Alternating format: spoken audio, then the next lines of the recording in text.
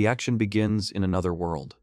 The main character says that if someone got into another world, they would probably want to enjoy a second life.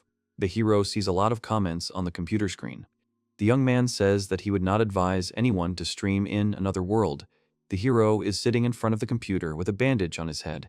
There is a microphone on the table. Some time later, when time has passed and night has fallen, the hero sleeps peacefully in the room. The room looks simple, but quite cozy. There is no other furniture in the dorm room. Girls appear around the hero one by one. Some of them look like demons. All the girls are clearly obsessed with the young man. They look at him with loving eyes. This is exactly what the hero was afraid of. The action continues in the present tense in Ataraxia, the kingdom of Logias, at the Sistal Academy. The students are in the hallway. Lessons are over, and the teacher tells everyone to be careful on the way home. The hero goes home. The young man returned to his home. His house is a small dorm room. There is only a small bed and a table in the room, at which the hero works and studies. The hero takes off his uniform and carefully broadcasts it. The white school uniform doesn't look very expensive, but it's quite exquisite. The young man puts a bandage on his head. He's obviously preparing for something. The hero exhales and prepares to start. The hero says loudly that it's time to start. There is a monitor, a keyboard, and a large microphone on the table in front of him. An unknown logo and an inscription appeared on the screen, which indicates that only sound is being broadcast. The young man greets his listeners and introduces himself. His name is Haishin. He asks how everyone is doing. Listeners immediately write a lot of comments that are translated into understandable language, which is very convenient. Haishin suggests chatting and discussing the problems of the listeners. The first message was sent by a young man named Acto, who is an adventurer of rank B. The hero reads the message carefully. Acto says that the guy who recently joined their team turned out to be useless. He could only use enemy search, weapon care, and auxiliary magic. Therefore, the Octo leader kicked him out. Octo arrogantly says that the guy was very worried because he was kicked out. Haishin asks Octo if he is stupid or not. The hero clearly disagrees with Octo's words and is very annoyed after reading the story. Haishin says that finding enemies can prevent you from encountering monsters, and taking care of weapons can save money. The hero asks if all this is not enough in order to be useful in the team of adventurers. Haishin reproaches Octo for his bad attitude towards people and asks if he considers himself better than that guy. Commentators agree with Haishin's words. They say that someone is a bad commander and that guy would be very useful and he's pretty good. Meanwhile, Acto is listening to Haishin's stream. The streamer says they don't have enough people because of the lack of auxiliary magic. The hero is clearly very unhappy. Someone is holding the phone in his hands in disbelief and listening. Haishin says, rather rudely, that if someone considers himself a god or a king, then the hero has only one piece of advice for him. Haishin practically shouts at the rude and ungrateful actor, trying to get his point across. The hero categorically declares that the commander, unable to give a normal assessment, must leave. Haishin says that when Octo ruins the whole band, it will be too late to change anything. Haishin tells Octo to kneel in front of that guy and beg him to come back to the team. Some commentators agree with the streamer, but some still think it's too much. Now the hero has 10,000 listeners. A young man is drinking water. He wonders if he has managed to convey his point of view. The hero wants his listener to live longer, despite the fact that he is so rude. The hero moves on to the next message. The next person tells that he is the son of a high-ranking nobleman, and he already has a bride. Haishin sighs thoughtfully and imagines this girl. The man continues to tell that he recently liked a beautiful exchange student, so he is going to leave his fiancée. In a rage, Haishin says to die and give the girl to him. At this time, the stranger is holding a phone in his hand and listening to the angry words of the streamer about his message. From a small terminal, the streamer's words are heard about the stranger aristocrat giving him his girlfriend. Haishin asks the young man if he has thought about his family. The hero says that the wedding of an aristocrat is not something to be taken lightly. All listeners support the streamer. Haishin continues his appeal and tells the stranger to first try to establish a trusting relationship with his fiancée and not judge people only by their appearance. One of the commentators says that he doesn't know the whole situation. The other thinks that Haishin is jealous of that guy. The streamer tells the stranger to try to get to know the girl better. At this time, Haishin imagines a beautiful young lady who asks if she can hold his hand. The young man also really wants to get a girlfriend. The hero imagines this picture with tears in his eyes.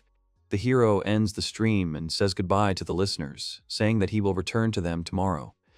The young man sighs wearily and leans back in his chair. He removes the bandage from his head. Haishin thinks about the streamers he admired in his past life. The young man did not think that he would ever become one of them. It's quite fun for him to do it. The hero twists the bandage on his arm and hums something. Haishin is a rebirth in this world. There is a large monitor on the table behind him, and a microphone is visible. This is all the streaming equipment. The next day at the academy, the teacher tells the students that magic is an image and shows it clearly. Light forms on the tip of his finger. The magical light illuminates the man's face like fire. Haishin thinks that he was born again in this and has already lived here for some time. Meanwhile, the teacher is explaining something to the other students. All the students are listening attentively to the man. At first, the hero was very excited when he found out that magic exists in this world, but now it has become commonplace for him. The young man remembers how he learned to use magic at the beginning. It has become commonplace for a reason. Magic has ceased to be something amazing for the hero, because now he has an endless reserve of mana. There is a huge, and at the same time infinite power lurking inside the hero, which he feels every day. Kanata, that's the hero's real name, realized pretty quickly that this power would not allow him to live an ordinary life. From simple blows, the ground under his feet crumbled easily. The hero couldn't show his real strength to the maximum.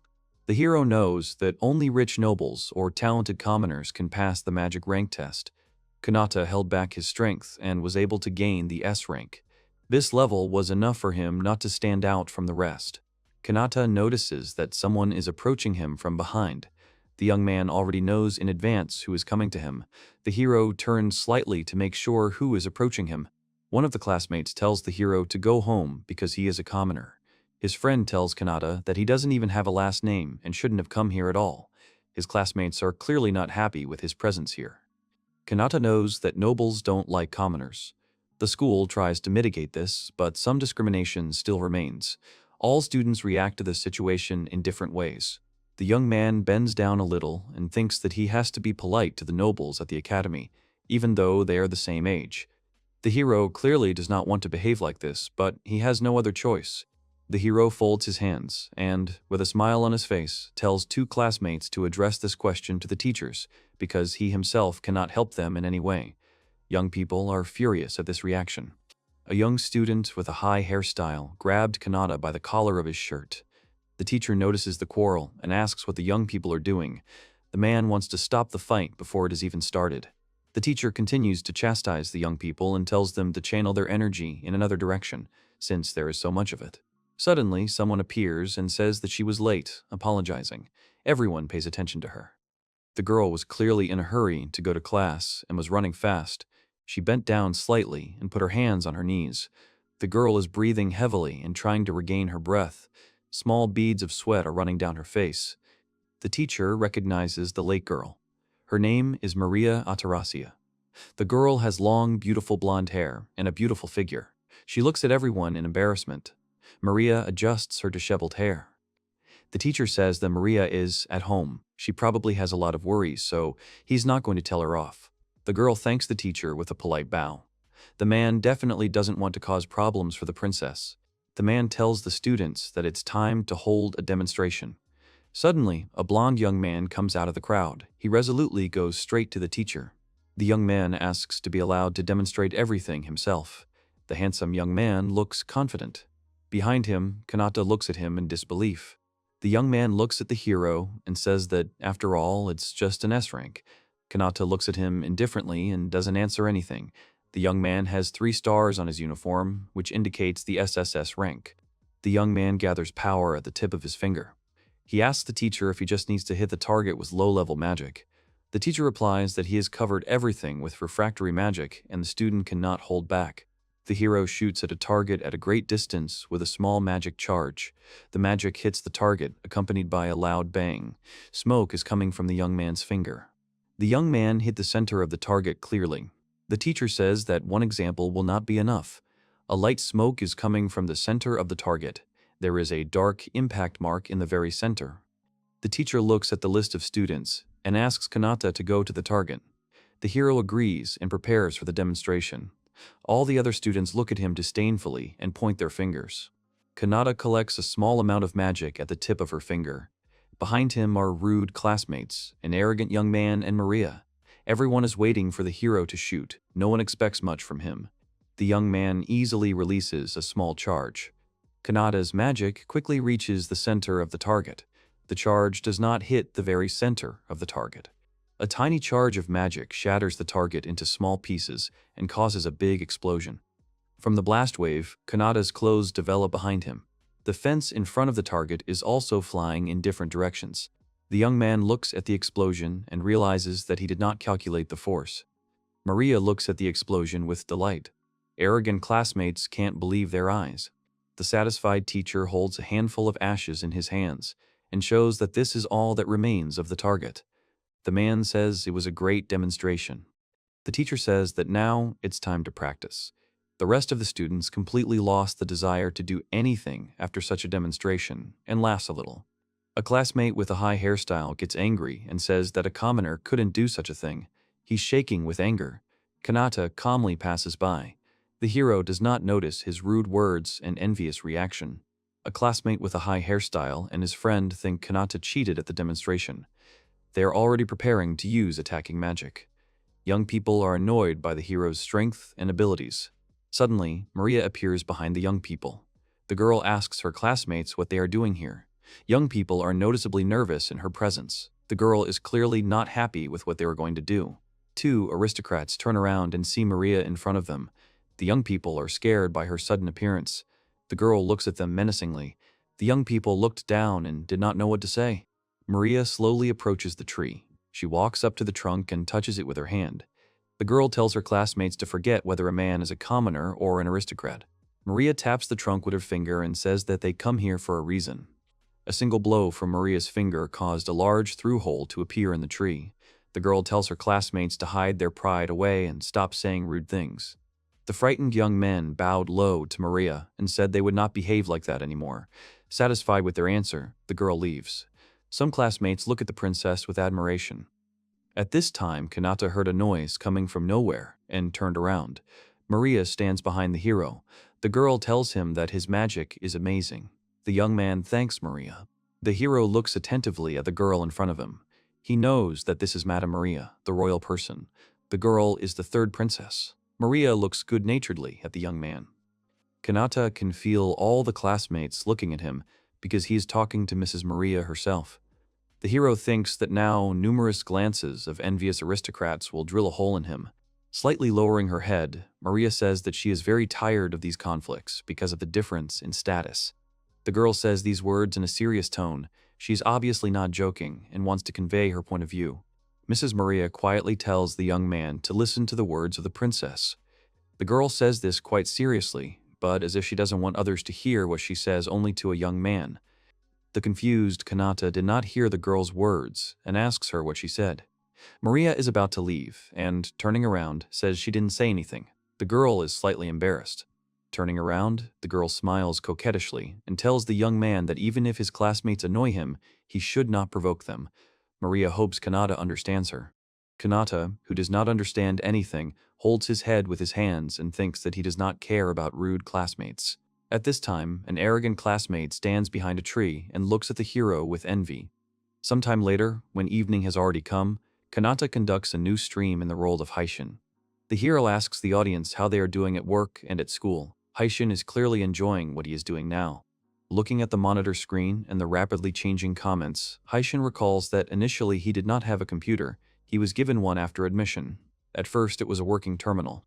Kanata recalls that in the past, he did some research and made that terminal look like the computer he was used to from a previous life. Kanata learned that terminal communication is well established in this world, but there are no suitable technologies and entertainment for the masses.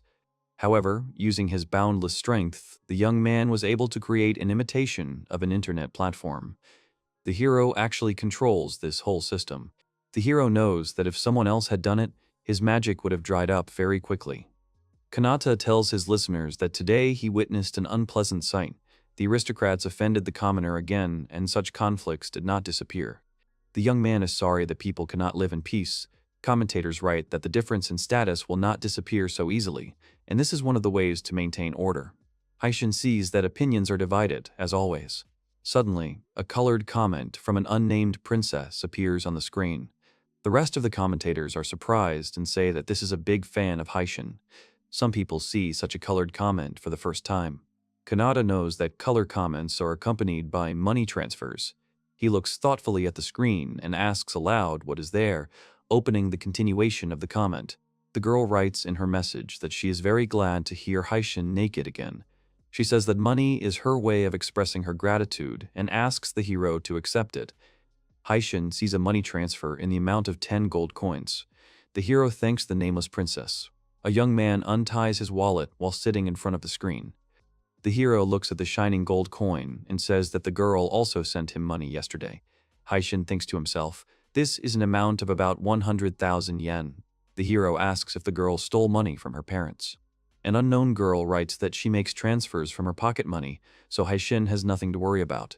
Slightly uncertain, the girl clearly wants to write something else. The unnamed princess writes that if Haishin wants to feel what it's like to have a girlfriend, then the stranger is happy to help him. The hero is clearly surprised by such a proposal. Haishin looks at the screen and thinks that, in fact, he is not going to get to know anyone, because this way he will be quickly discovered. The young man does not want to be discovered. The girl is holding a terminal that looks like a phone. She hears Haishin thanking her and saying that if the opportunity arises, he won't mind. Maria, lying on a luxurious bed, writes back that she hopes this will happen. Maria's pseudonym is the Nameless Princess. She hears Haishin continuing to stream and reads the following message. She thinks the hero is wonderful. The girl looks at her terminal with loving eyes. She hears Haishin's voice and hugs the small terminal tightly to her chest.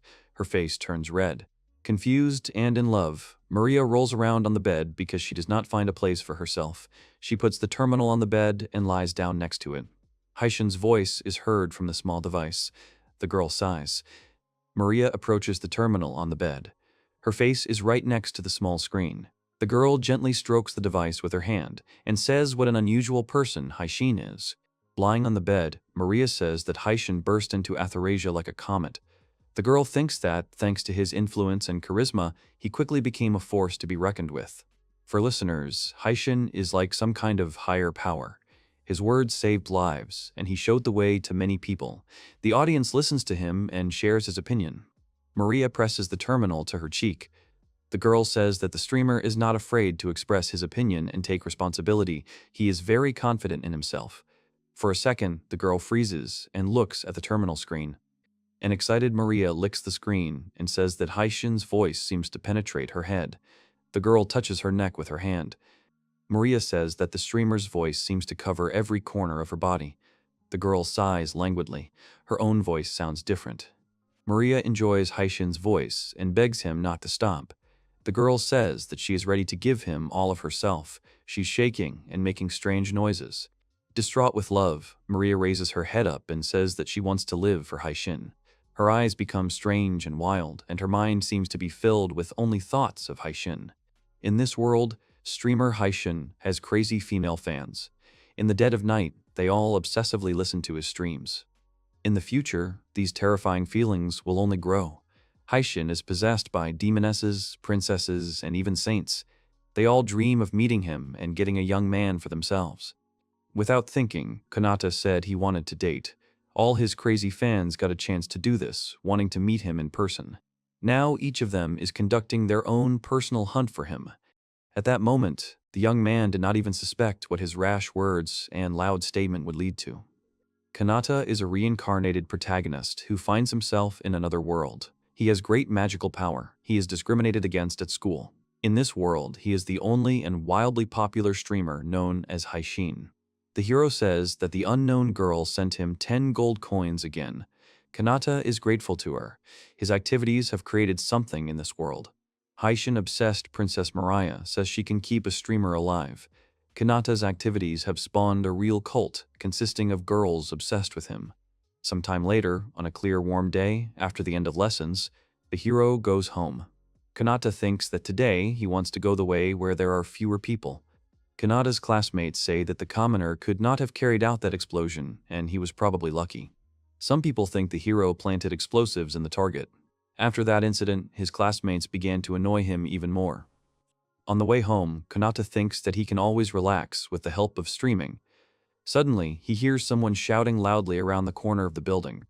Around the corner, an arrogant, rich classmate turns to Maria and desperately asks her to accept his feelings. The girl is confused and confused. Maria, who does not want to offend her classmate, apologizes to him and says that she cannot accept his feelings. Kanata recognizes the girl and a classmate. The hero feels that now it is not convenient for him to leave his hiding place. A classmate asks Maria if she has already found a fiancé. The girl denies his assumption and says that she herself is allowed to choose a lover.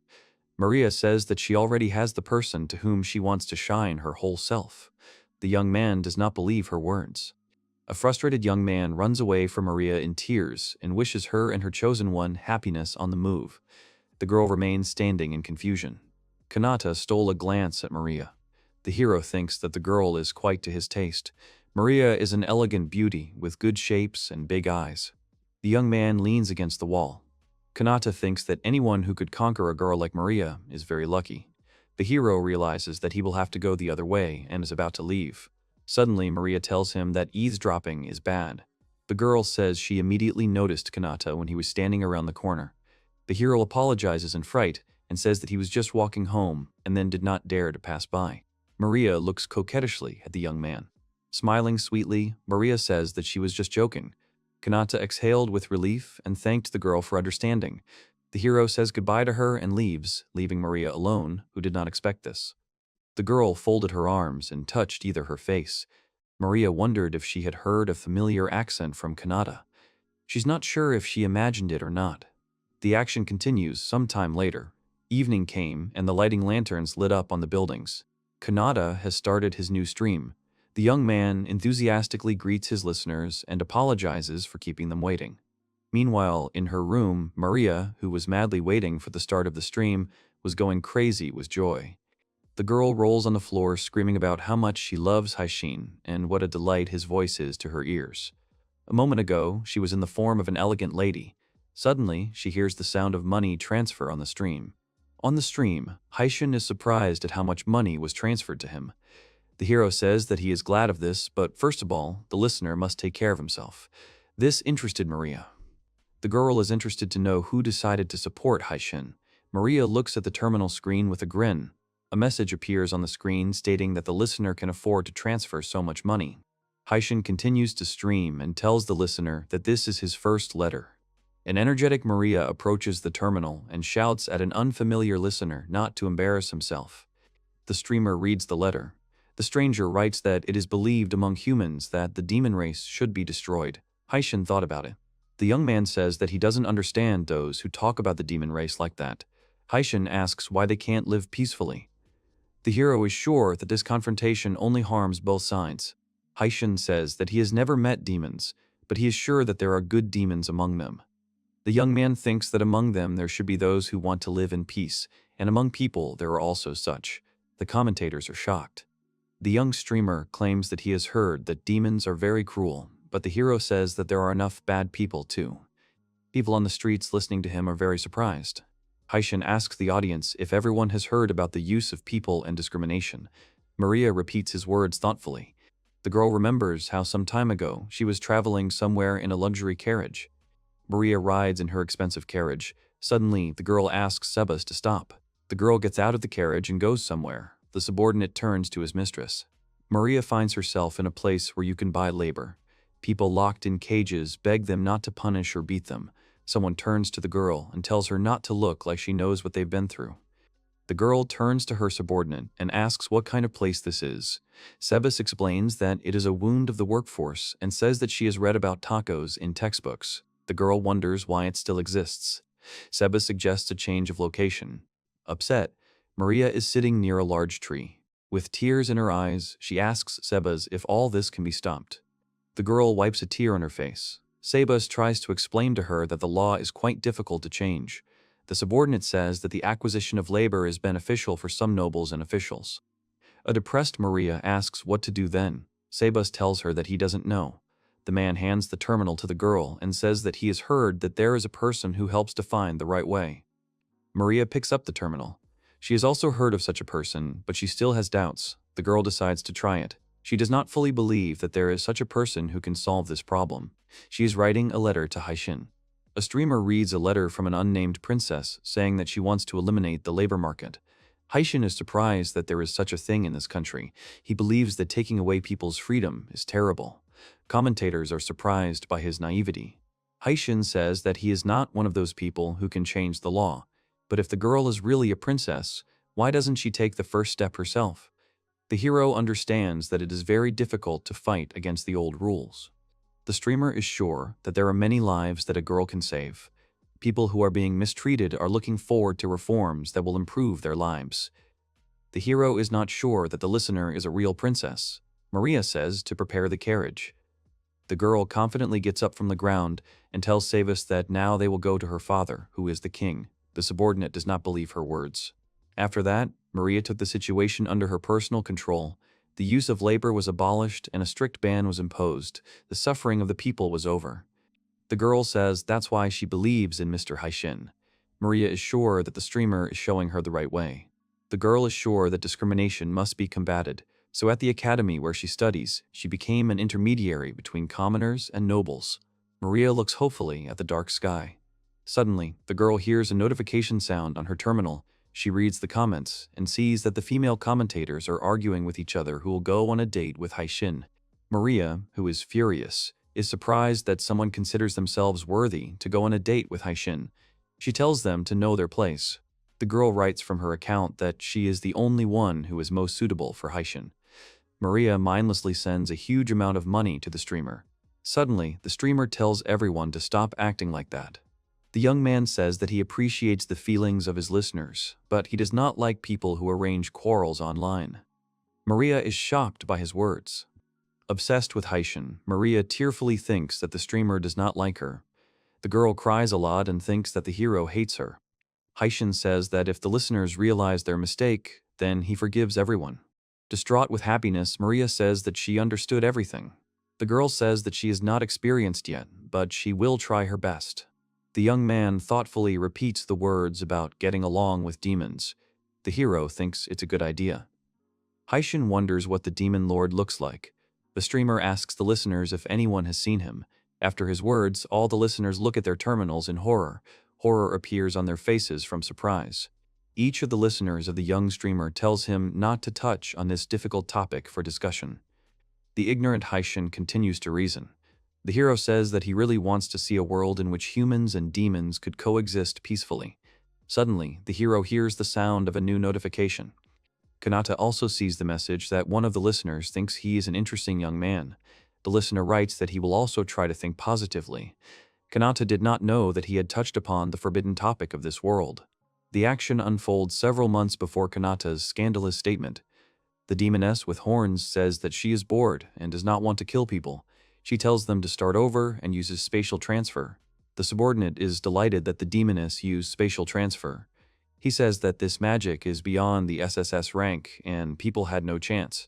The demoness thinks to herself that humans and demons have been fighting among themselves for hundreds of years and do not even try to come to a compromise. She wonders what the point of this whole thing is. A beautiful demoness with long black hair and 2 horns is sitting near a tree. She holds a terminal in her hands. The Haishin logo is on the terminal screen. There is a large, dark castle behind her. Delighted by the appearance of the demoness, her subordinates tell her that she is very strong and beautiful today. The demoness's name is Shrouza. She walks past them without paying any attention. Shrouza reflects on the world with people. She thinks that one day common sense will prevail and this senseless conflict will end. Someone is calling Mrs. Strauss. The demoness turns around. A short demon girl runs up to her and says that the previous adventurers dropped something interesting. Shrouza reads the name Haishin on the small screen and asks who it is. A flying demon with 1 horn makes strange noises. The demon girl says that the adventurers used this device to hear Haishin's voice. The flying demon said all this, and the girl translated it. The demon girl says that for this device to work, some waves are needed that do not pass to them here. Shrouza thinks about it and says that this device can be useful for collecting information. Shrouza tells the girl to try to improve the permeability of these waves and get her a terminal. The excited demon girl runs away to obey the order along with the flying demon. After a while, Ms. Shrouza is already sitting at the table in front of the monitor. The demon girl asks her if she is happy with everything. The demoness gets up from her chair and says that this will help her pass the time. The demon girl quickly runs away again and says she will tell everyone else. Shrouza looks thoughtfully at the monitor on the table. The sounds of the stream and the voice of the streamer reach her. The action takes place a few days later. On the stream, Haishin asks the listeners what they had for breakfast today. Shrouza answers him mechanically, doing his job. Suddenly, she looks at the monitor. The demoness looks up from her work and raises her face to the ceiling in disappointment. She understands that Haishin will not answer her anything about this. Shrouza's face turns red. What was supposed to pass the time gradually began to penetrate into her life, becoming an integral part of her daily routine. The demoness goes to bed under the voice of Haishin, deals with enemies, and eats. Shrouza is wondering who Haishin is. The demoness understands that a huge supply of mana is needed so that his voice can be heard in any direction. The demoness realizes that the streamer's magical power surpasses even her own. Shrouza is really interested in Haishin. Mrs. Shrouza drinks tea and thinks that Haishin is a very unusual young man. Suddenly, the girl hears the streamer saying that he doesn't like something. Haishin asks the audience why humans and demons are howling among themselves. The hero says that this conflict is not worth the sacrifices that both sides are making. In surprise, Shrouza knocks over a mug of tea. The mug flies back somewhere and lands on the horns of the demon butler. Shrouza is genuinely surprised that Haishin is tormented by the same question as her regarding the conflict between humans and demons. The young man declares that it would be very good if, instead of war, the leaders of the two sides met and resolved this problem peacefully. Shrouza listens attentively to the streamer's words. Haishin says that this is his personal opinion and he does not impose it on anyone. The hero is about to move on to another topic. The streamer says it's time to think about dinner now because he's already hungry. Shrouza looks at the monitor in disbelief. The demoness laughs and her face turns coquettishly red. In Haishin, the demoness saw her soulmate.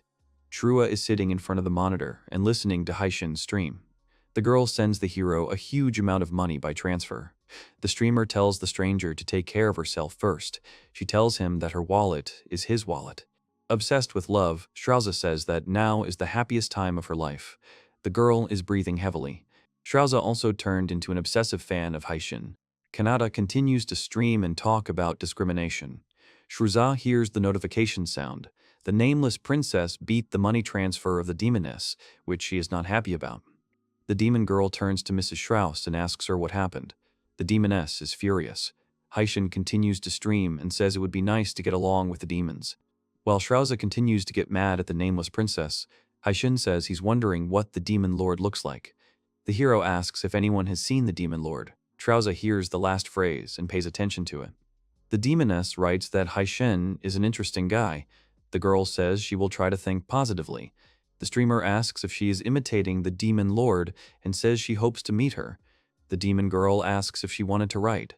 Shrouza says it doesn't matter anymore, and she has an urgent matter. She asks the demon girl to help her prepare. The demon girl is ready to obey the order right now. Sometime later, in a large bathroom filled with thick steam, Shrouza takes a shower and thinks about Haishin. The demoness thinks about the streamer. She calls him a human son and a faceless guy. The girl is standing in the shower under the jets of water. Hot steam fills the entire surrounding space. Shrouza realizes that she is a demon lord, a creature capable of destroying anything. The demoness touches her shoulder with her hand. The demoness thinks about Haishin and realizes that she wants intimacy with him. Shrouza is embarrassed by these thoughts. From all these thoughts about her beloved, the demoness felt dizzy. The demon girl came to check if Strauss was okay, because it had been a long time. The demon assistant asks if her mistress is okay. Shrouza thinks about Haishin and says that he feels strongly. The demon girl is surprised that her mistress is so delighted with the ordinary bath she takes every day. Shrouza is preparing to meet with Haishin. She thinks how much she wants to see him. The demoness does not know how to meet him or how to see his face. She spreads her big wings. The demoness dreams of grabbing Haishin and holding him in her tight embrace. She imagines a young man next to her, which is very pleasant for her. Shrouza realizes that Haishin is somewhere in the human world. The demoness slowly opens a spatial portal to the human world. It swirls in an amazing vortex. Shrouza says that for the sake of Haishin, she is ready to do anything. The demoness jumps into the spatial portal and it closes behind her. At this time, a spatial portal appears in the castle behind the king. The king is very surprised and does not understand anything. Strauss appears in front of the man with the intention of resolving the issue. Sometime later, in the early morning, Kanata wakes up in her room. The hero looks out the window because he hears some noise. Young people on the street with newspapers are talking about some urgent news. People on the street are talking about an unexpected initiative from the demons to make peace. There is a drawing of the king shaking hands with the demon lord in the newspaper. In some fortress city, people on the streets think that this is the result of Haishin's broadcast. Even the demon lord listens to the hero. People say that his influence has spread to many countries. Everyone is surprised by the uniqueness of Haishin.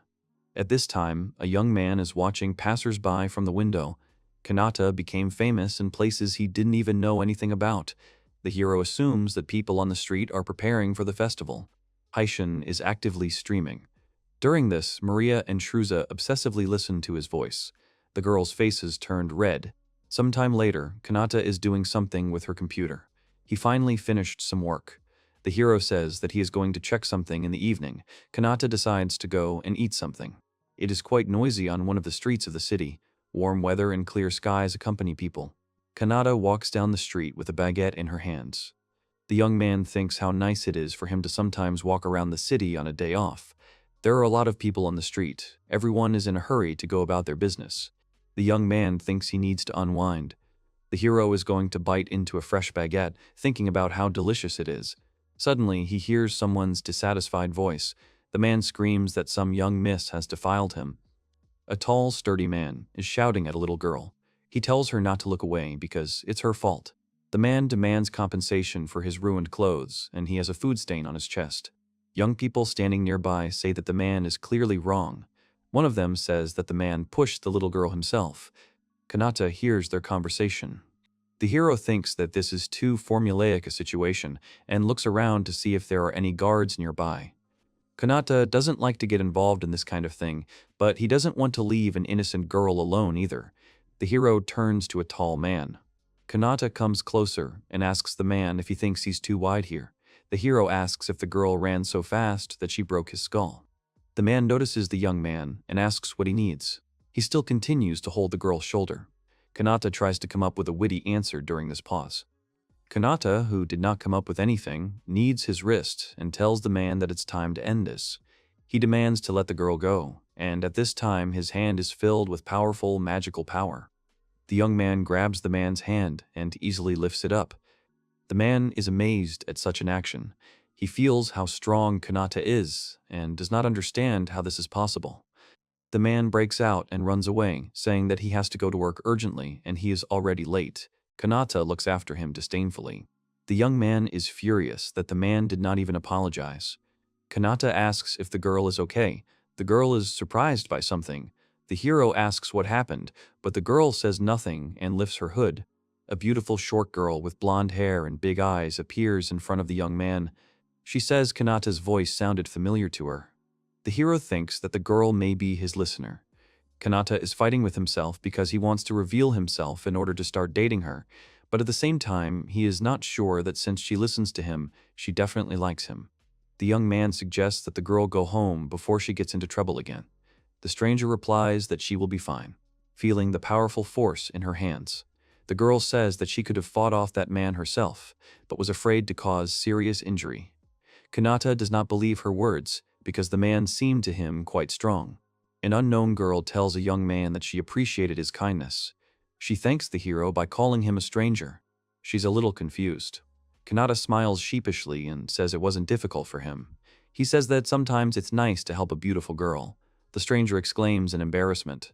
The girl says that there are many more beautiful girls than her. The young man thinks that the standards of beauty here are quite high. This does not surprise him because he is, after all, in another world. Kanata touches his head with his hand. The girl notices something and sighs. The hero does not understand what is happening. The stranger asks what is on the young man's hand, and Kanata looks at her hand and realizes that she is talking about the bandage. Kanata remembers that he got hurt while cleaning yesterday. Several books fell on his hand. The hero says that his arm is a little swollen, but he thinks that by tomorrow everything will heal and be fine.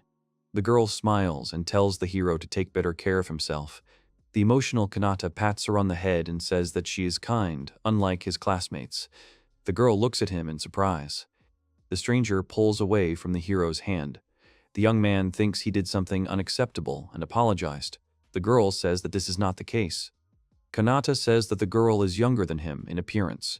She is surprised by this and says that they should be the same age, and says that she has turned 17, she is just short. Kanata is surprised and apologizes. The stranger tells Kanata not to worry because she is already used to being mistaken for a child. Suddenly, the girl gets into a defiant pose and says that, despite her appearance, she is already quite an adult. Shocked by this behavior, the young man first pulls away from the surprise, and then embarrassedly closes his eyes and blushes. The stranger laughs at him and says that she already knows how to get into adult poses. The young man sighs with relief. The hero has already begun to think about all sorts of obscenities on the part of the girl.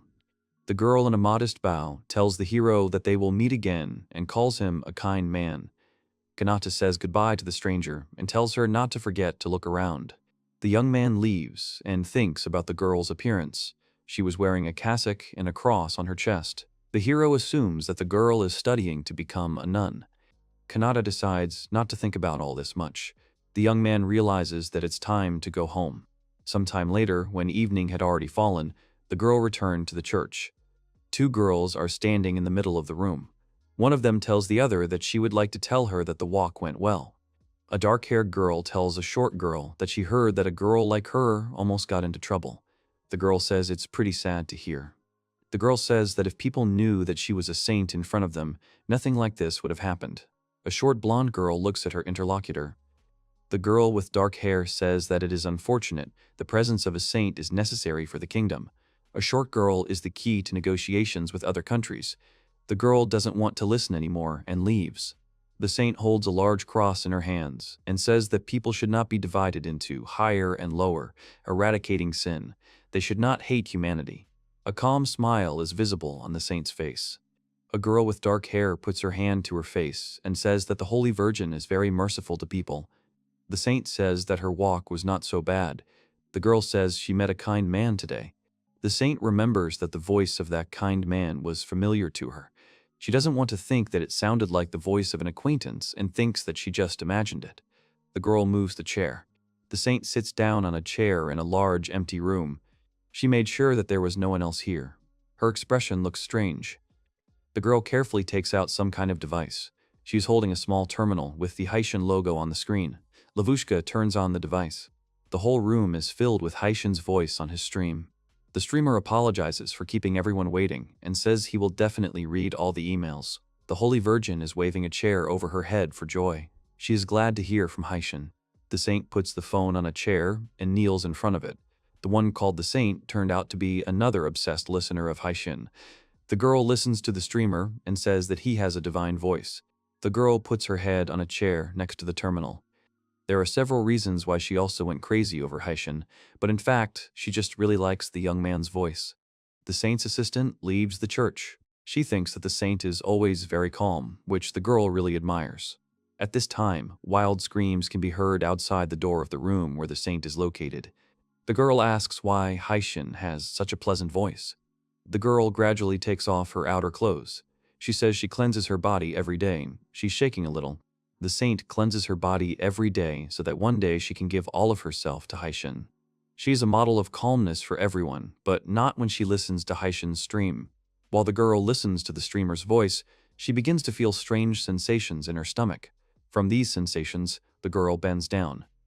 The girl enjoys Haishin's voice and listens to his stream. She says that such feelings can make her pregnant.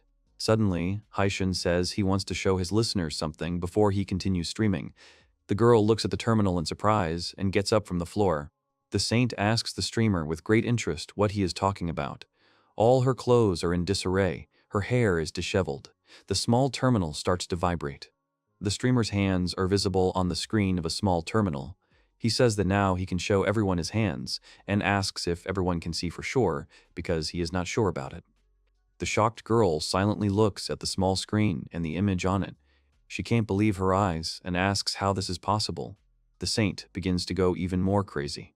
She doesn't believe this is possible and thinks it's just some kind of joke. The girl remembers that today she saw the same bandage as Haishin's on the arm of the kind man who helped her during the day. She realizes that it was Haishin she met today. Haishin holds both hands near the monitor. He made a camera in this world, similar to the camera from a previous life. The hero asks if the audience can see his hands. A bandage is visible on the young man's left arm. The hero says that the camera shows his hands. The streamer says that this morning he hinted at a new magical device. The young man is very glad that everything has finally worked. Haishin says he's just checking the camera today. The young man thinks that he did well. The hero moves his hand under the camera. The young man looks at the screen of his terminal and sees a video with his hand on the stream. The hero thinks that the swelling has not subsided yet and his arm does not look very good. While Haishin shows his hands to the camera and checks if everything is okay, he thinks he should have put on gloves. The hero is worried that he will be found and dealt with. After a few seconds, Haishin laughs loudly and thinks that no one will be able to identify his hands. This idea seems funny to him. At this time, the shocked Holy Virgin cannot calm down in any way. She looks at Haishin's hands on the terminal screen and can't believe her eyes. Maria is also watching the young man's stream right now. The girl holds her terminal in her hands and does not believe that she sees her lover's hands. Shrouza had already prepared a first aid kit as soon as she saw that Haishin's arm was injured. The girl is very worried about what happened to her hand. The commentators are also going crazy and asking the hero what happened. An unsuspecting Haishin sits in his room in front of a monitor and calmly says that he just hurt himself when he was cleaning up. The young man urges listeners to be more careful when they clean up the shelves. The young man says that he decided to demonstrate the new device to the audience. The hero says that in the future, he will use the camera to show everyone different interesting things. The hero has a ready-made dinner on the table. The commentators say they want to shake his hand. Someone writes with delight that he saw the hero's hands. Someone says that Haishin should not take his hands away so quickly. The young man says that everyone shouldn't worry so much because it's just a bruise. Haishin wants to continue streaming and tells listeners about it. Meanwhile, night gradually fell on the city. 2 hours later, the young man is still streaming. The hero says that today it is somehow especially fun for him to communicate with the audience. The streamer receives another email. Haishin is going to read a new letter. At this time, he thinks that he should be careful with the camera so that he is not seen. The young man reads the letter and his face becomes more serious. The hero says that this is not just a letter. Its content looks more like a real threat. The man writes to Haishin. He says that his name is Bogomol and he is a local authority and the head of the Gilms gang. Mantis says he doesn't care what Haishin's streaming is called. In fact, the man tells the hero to stop doing it. Bogomol writes that his accomplices remembered the well-groomed hands of a young man. The man punches through the terminal with his dagger and smashes the screen into small pieces. Bogomol writes that a man eats people like Haishin for lunch. He swears that he will find the streamer and kill it. Maria, Shrouza, and the Holy Virgin hear threats against Haishin and become enraged. The man writes to Haishin, telling him to run to his bed and tremble there in fear. The streamer rudely responds to the stranger and shows him an indecent gesture. The hero thinks that most likely it's just envy. The young man does not exclude that a man may be annoyed by the very fact of his existence. The young man thinks that he is hiding his identity, but at the same time earns a lot of money. The hero understands that someone may not like what he is doing. Haishin says that he does not need to be threatened. If they had lived in another era, the man would have been quickly found and punished. The streamer proceeds to the next email from the listener. Even if the mantis's words were empty, he shouldn't have threatened Haishin on the air, but the bandits didn't know about it. Meanwhile, the forces that worship Haishin have come into action. A few hours after threatening the streamer live, the Mantis gang was destroyed. Only the motionless bodies remained in the cave where they were hiding. The Mantis was able to escape and is now trying to escape. The man is running fast through the mountains and does not understand what happened. He uses obscene language without stopping running. Mantis remembers how recently knights came to their cave and destroyed all his people. He didn't understand how they got here. In front of the man, men in cloaks destroyed his accomplices with magic. The Mantis was terrified trying to figure out what they were doing in such a place. Now the man is running and trying to escape. He wants to run away and hide somewhere. Mantis blames Haishin for everything and remembers how he pierced the terminal with a dagger. Suddenly, someone turns to the Mantis and asks him how he dared to threaten Mr. Haishin. The man did not expect to be caught up so quickly. A strong blow from the stranger's sword cuts off the mantis's leg, and it flies high into the air. The man is horrified to realize what has happened. The man feels severe pain and turns back. He sees his leg on the ground, which someone has cut off. The mantis screams loudly in horror and pain. A young man in armor comes around the corner. He slowly approaches the mantis and tells him that the authority of the group turned out to be very weak and could not even see his sword strike. A young man with blonde hair holds a sword in his hands. He is wearing battle armor. The young man asks the mantis not to force him to do it again. A man without a leg is trying to escape. The magic pierces through his arm. A beautiful girl with a large cross in her hands agrees with the words of a young man in armor and says that the mantis gives them too many problems. Magical power emanates from the girl. Demons are looking at people from the mountain. They watch as the knight and the nun punish the mantis. The demon tells the demon girl that they shouldn't have come because people have already taken care of everything. The mantis is lying on the ground, chained by magic and unable to escape. The man does not understand who all these people are and why they came after him. A few hours before, Maria instructed her subordinates to find the mantis gang. The Holy Virgin instructed her assistants to act as God's punishment. Shruza simply ordered them to destroy everyone. All three girls obsessed with the streamer said they believed in Mr. Haishin. Their loyal subordinates agreed with them and went to carry out their orders. A young man in armor asks the mantis if he was really going to kill Haishin. The young man says that he did not think that there were still such stupid people in the world. The nun with the cross says it's time to end this trial. These subordinates can also be called fanatics, but they are not as crazy as their mistresses. The knight and the nun end the conversation with the mantis, and the demons on the mountain laugh and watch it. You need to watch your words online. It was a great lesson for the mantis. However, he will no longer be able to share this wisdom with others. The action takes place a few days later. Students at the academy read the news that the Knightly Order of the Kingdom has successfully eliminated the bandit known as the Mantis. All the students are sitting and chatting with each other. Kanata hears classmates reading the news and thinks that the nickname Mantis seems familiar to him. At this moment, a classmate passes by the young man. He drops his handkerchief and doesn't notice it. Kanata politely tells him that he dropped his handkerchief. The classmate looks at him and silently walks away without even lifting his handkerchief. The hero remains seated. The young man touches his head with his hands. Kanata thinks that even the commoners have been ignoring him lately. This situation makes the hero sad. Lowering his head on the table, Kanata thinks that everyone treats him like this because of the case in practice. The hero really does not like to be an outcast. Two classmates are discussing what is happening at school. One says the teachers have a big meeting today. A young teacher comes into the classroom. He wishes everyone a good morning and tells them to take their seats. The students sit down at their desks. The students look at the teacher and notice that he looks very shabby and tired. The young teacher's gaze is really tired. A young teacher suddenly announces that from now on, a new student will appear in their class. The young teacher is leaning on a stand. The whole class is happy about this news. Each student jumps on the spot with delight. Kanata does not understand why everyone reacts to such news in such a way.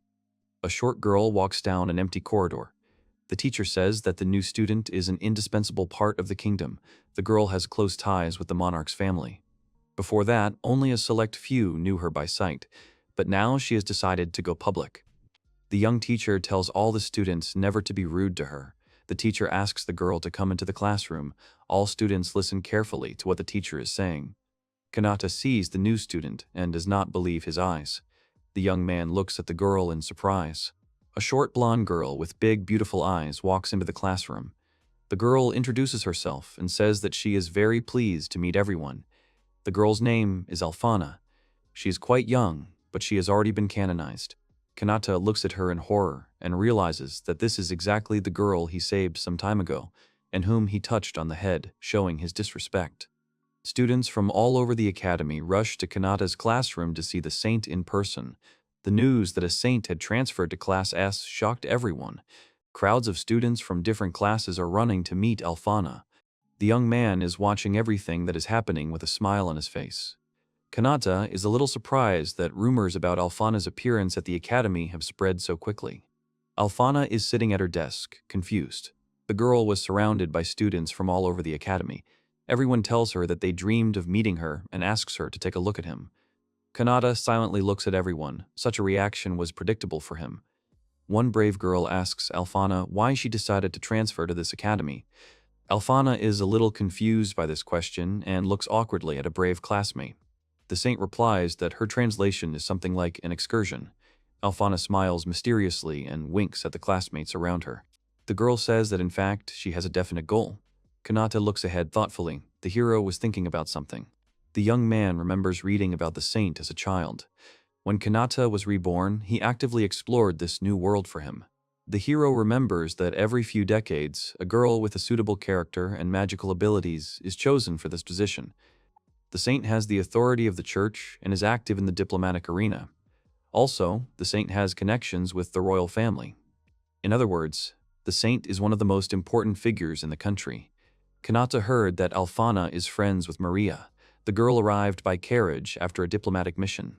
The young man did not think that this girl would turn out to be a transferred student. Kanata thinks Alphana should be in the SSS class because her magic power is very great. The hero thinks about the girl with a smile.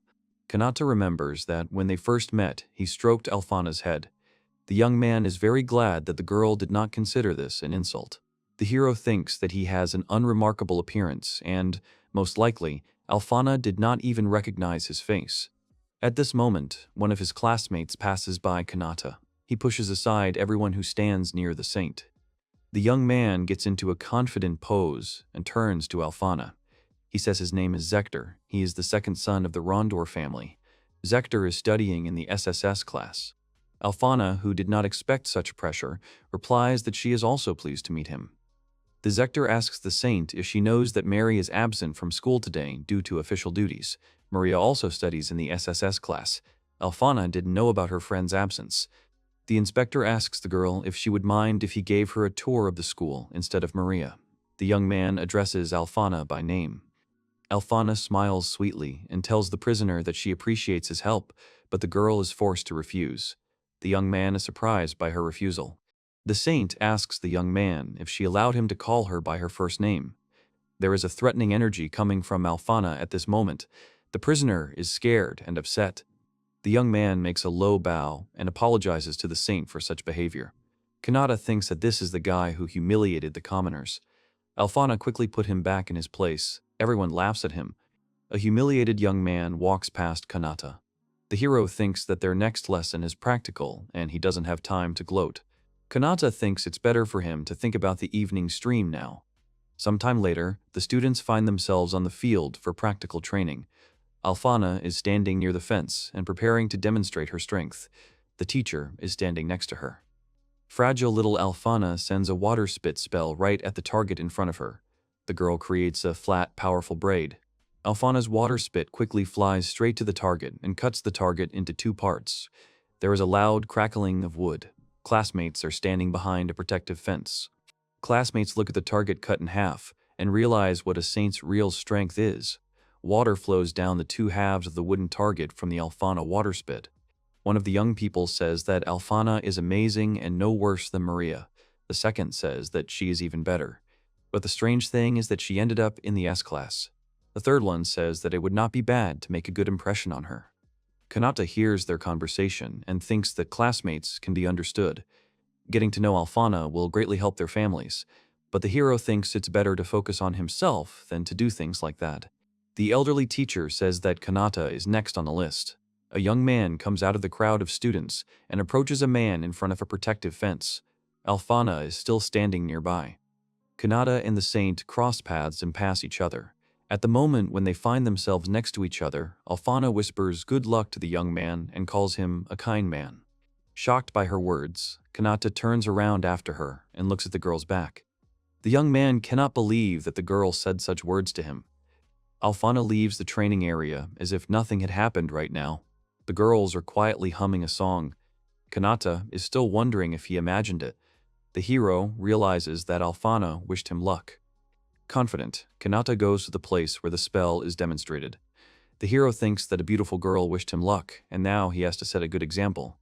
The teacher sees that Kanata is more motivated than usual today.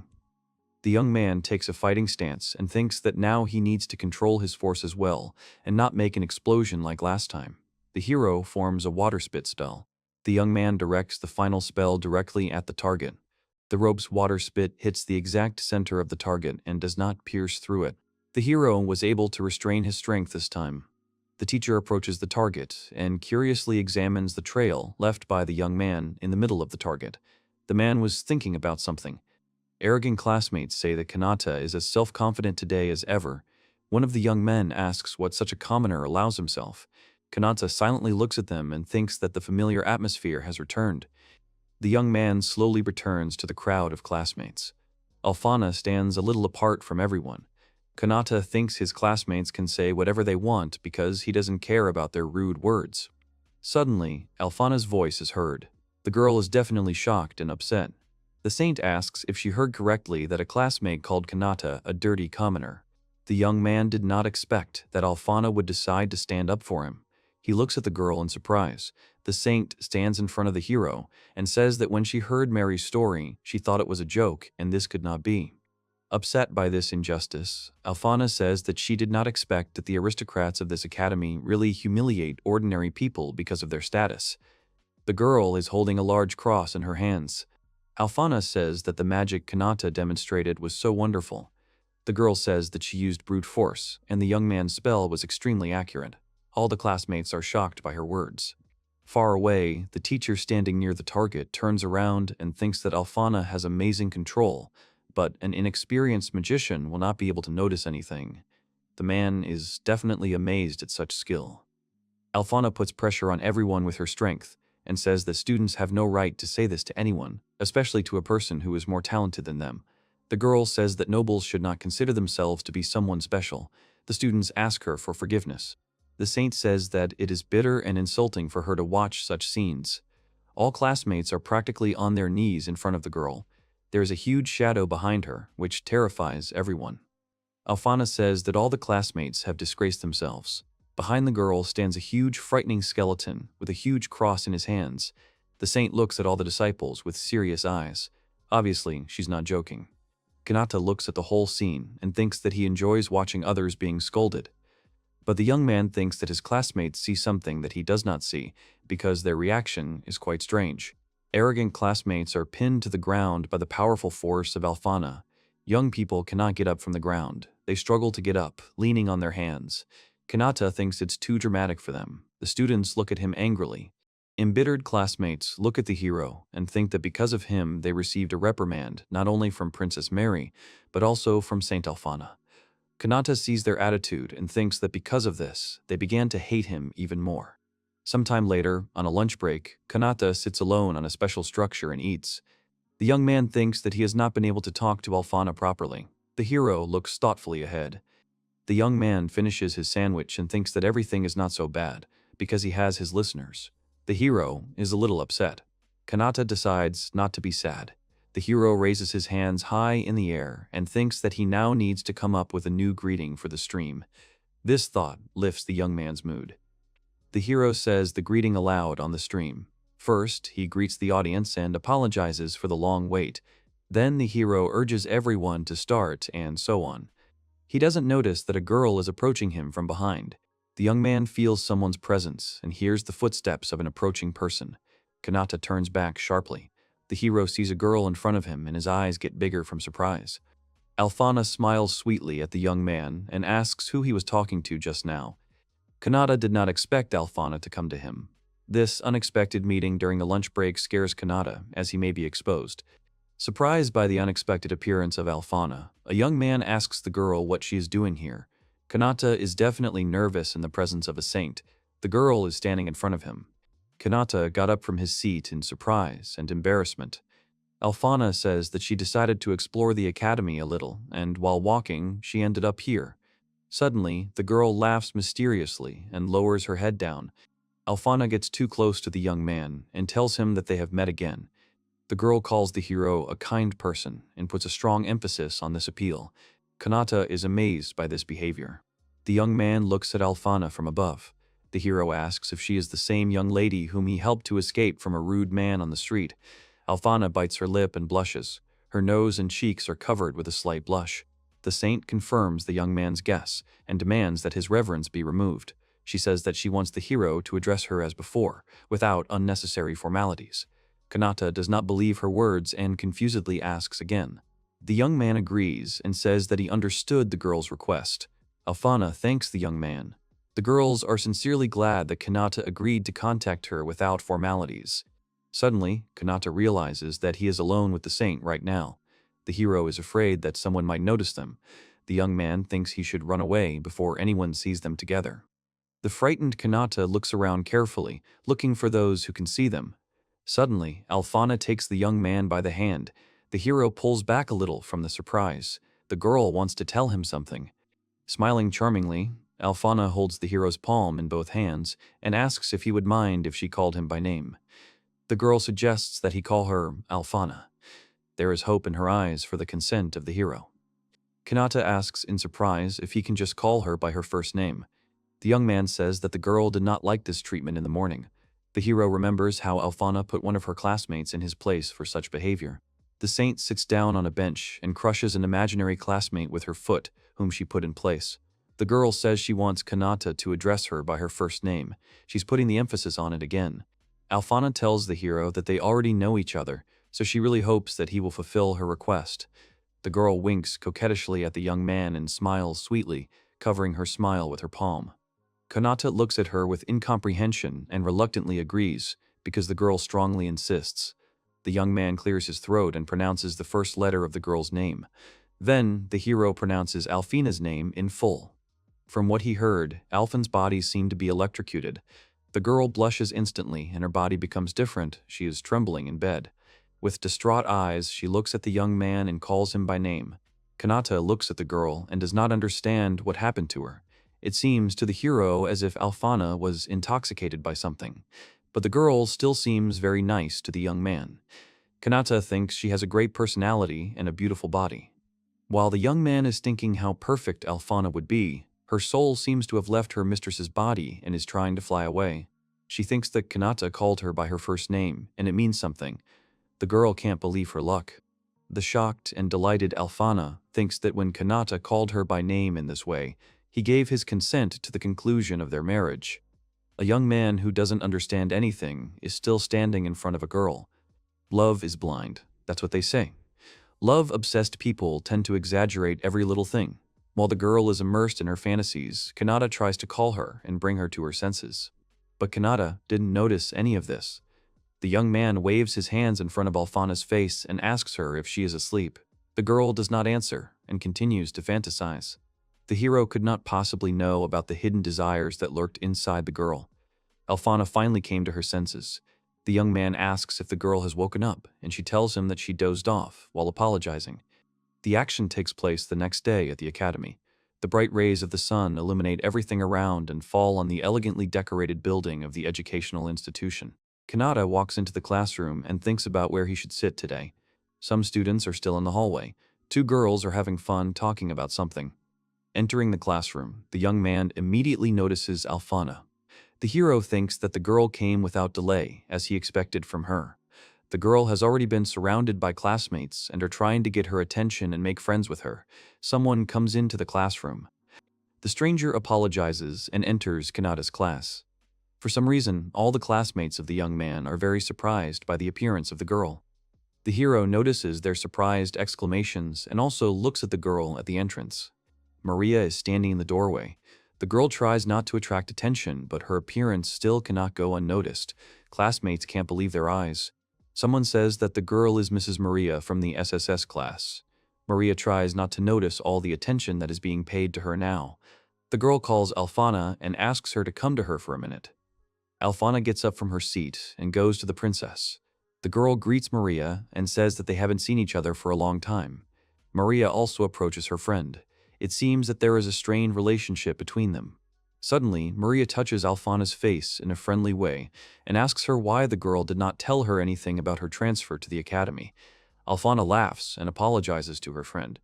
Kanata looks at two beautiful girls and thinks that they look like celebrities from his simple life.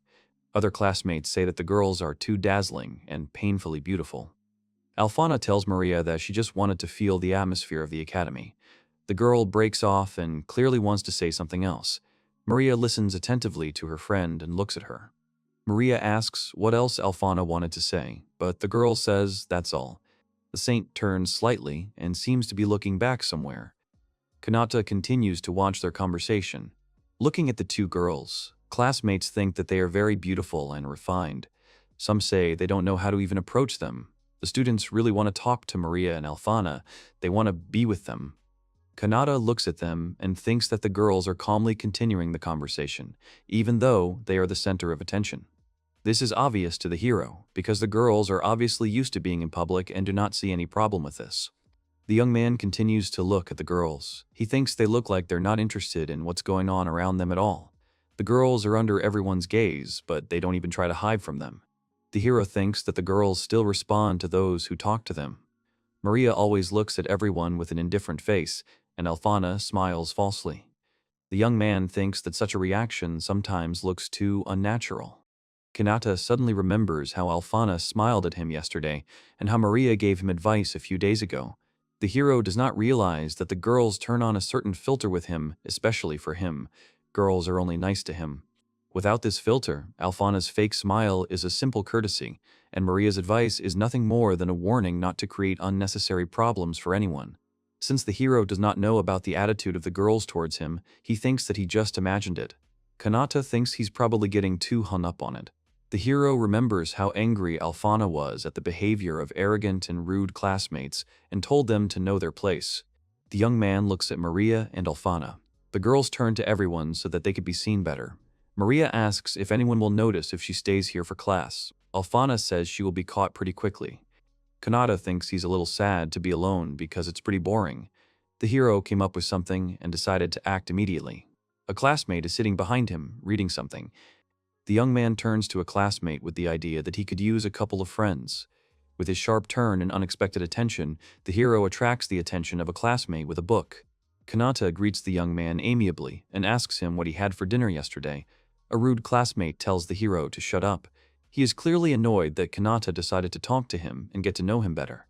Frustrated, Kanata puts his head on the table and thinks how much everyone hates him in class. This attempt to make friends turned out to be a complete failure. A classmate says out loud that Kanata thinks of himself as something because he knows how to do a little magic. The young man says that then he just wants to get some sleep. Maria hears his voice. A shiver runs through the girl's body. Her expression changes. The young man's voice clearly seemed familiar to her. While Kanata is falling asleep, he thinks that the viewers on the stream today will comfort him and calms down a little. Maria looks at the young man. The hero does not notice her attention. Alfana notices a change in Maria's behavior and asks her what happened. Maria replies that she is fine. The princess was obviously thinking about something and touched her face with her hand. Alfana is surprised by her behavior. The action takes place at the same time in the Xandred Empire in an unknown mansion. Two men stand on either side of a table, completely covered with gold coins.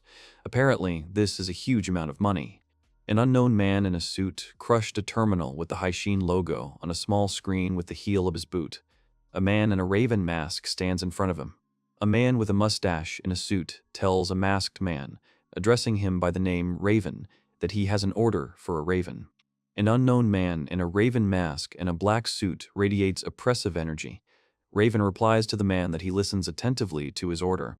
In a stone alley, a man stands with his arms crossed over his chest in a dark, long cloak and hood, with a mask resembling a raven's beak, with a sword on his belt, asking the man opposite him whom he should kill. The interlocutor, with long, straight hair and a satisfied grin, slightly covers his face with his hand and, addressing the man in the raincoat as a raven, stops his interest, asking him not to rush things. The raven stands with his head down, saying nothing and preparing to listen to further instructions from the man. Meanwhile, a sound is coming from the cracked phone lying on the table. The young man, lying on his desk, thinks about the raven. At the same time, two girls sitting next to him say that they have also heard about him and do not believe in his existence. Maria says that the other day he was in Mitre. The girls look at the map and realize that it is about 100 kilometers away from them, and suddenly they too will become a target of the raven. The heroines worry that they are from a family of vicious aristocrats. Raven doesn't seem to go that far, interfering with his conversations with a dark-haired guy who continues to lie on the desk. The young man rises from his desk with a dissatisfied and thoughtful face, hearing further the girls' conversations about the fact that the family of one of them is not involved in dirty deeds and Raven would not do such a thing. The guy plunges deeper into his thoughts and thinks about the Raven, whether it's a bird or an assassin, imagining him as a guy in a tuxedo, sunglasses, a hat with a gun. Kanata recalls that he received some scraps of information from his listeners. Allegedly, the Raven is an unscrupulous person and will kill anyone for a fee, but he thought that these were some kind of stories because the information about him is contradictory. Waking up from his thoughts, the guy decided that it was none of his business and decided to sleep until the next lesson, laying down comfortably on the desk. The same phone beeps somewhere. At this moment, Raven and his employer are standing in a richly furnished room, and the second, in turn, is surprised that a living legend has appeared in the Xandered Empire. Raven, having listened to the pleasantries in his direction, turns away from the interlocutor, who did not appreciate this gesture, and asks him to tell better what his purpose is. The mercenary, spreading his hands, turns around and notices that, unlike the man, he does not have time for idle chatter. The client, dissatisfied with the mercenary's rude communication, barely had time to frown in indignation as his indignation turned to panic. The killer, enraged by the audacity of the customer, immediately moved, taking up a threatening stance, ready for a lightning lunge to remind who dictates the rules here. Stunned by the unexpected threat from the Raven, the man crouches down in confusion, trying to keep his balance. His look at the mercenary, who warns that he will not repeat it. Unable to withstand the tension, the man loses his balance, falls to the floor, and shouts his consent in despair.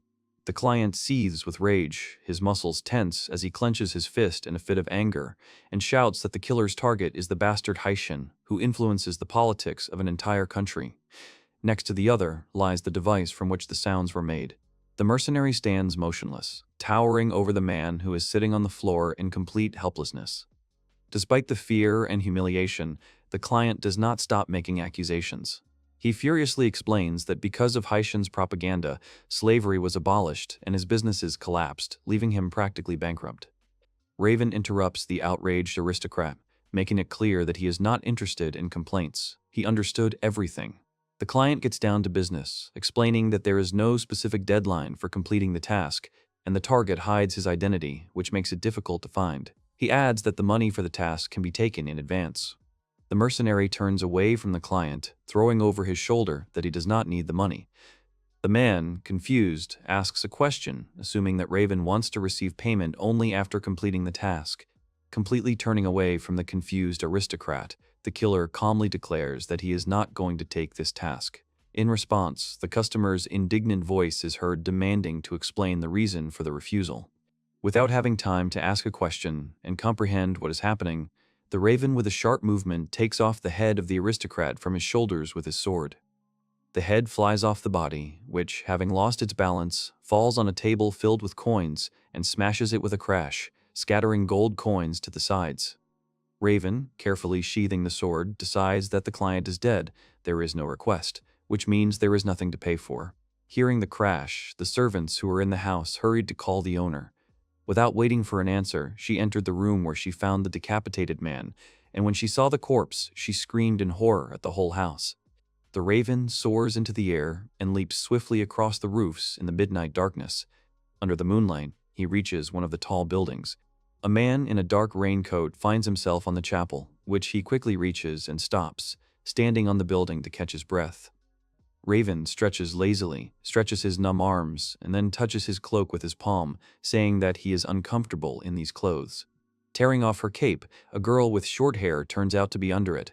With a sneer, the girl thinks out loud that the jerk was going to kill Mr. Haishin. She takes off her mask, fixed on elastic bands, and now nothing hides her face. With one hand, the girl leans on the ledge of the chapel building. In the other, she holds her raven mask, saying that jerks like him should be cut right away and not wait.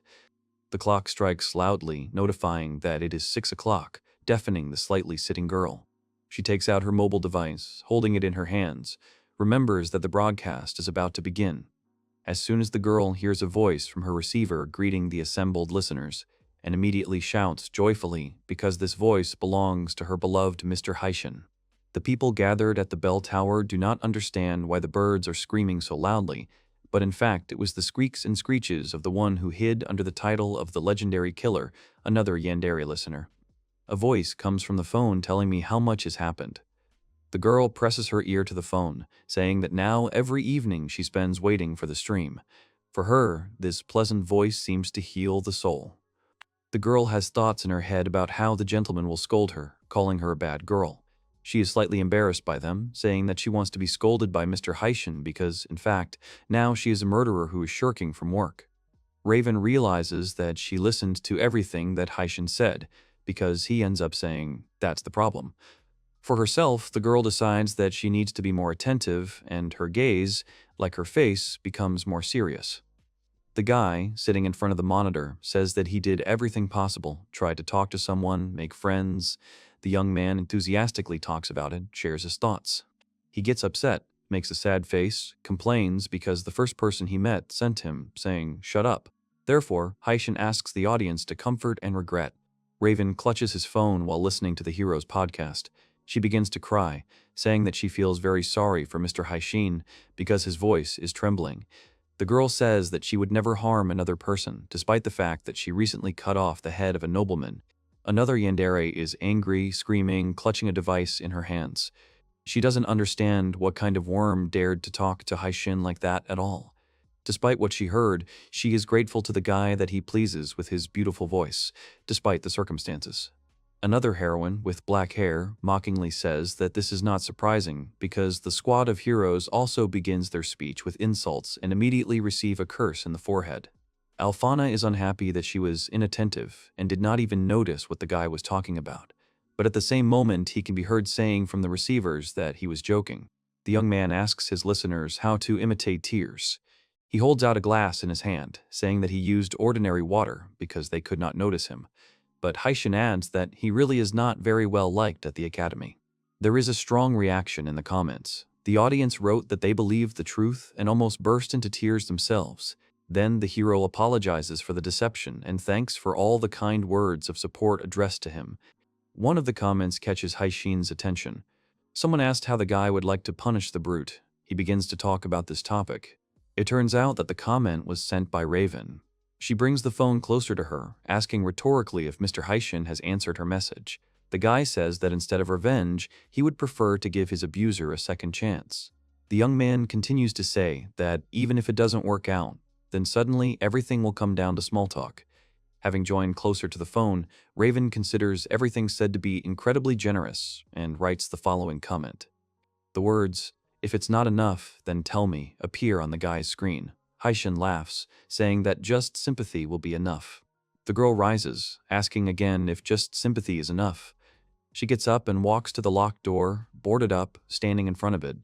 Raven pulls out a sword, saying that he will kill anyone for the sake of Mr. Haishin. Raven cuts open the door with one swing of his sword, and a whole pile of skulls appears in front of her, spilling out to her feet. She looks at them with complete indifference. Picking up one of the skulls, the girl clutches the hilt of her sword in one hand, the skull in the other, putting it to her shoulder and says into the void that it is enough to pronounce her name and there will be no trace of the offenders. Meanwhile, the guy continues to read the comments that are so actively written to him and wipe away tears of joy because all his listeners are kind and good people.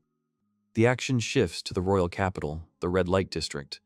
There is a girl standing at the entrance to the building, chatting with some man.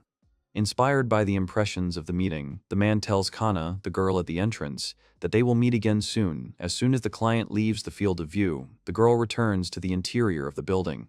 After entering the room, Kana addresses the owner.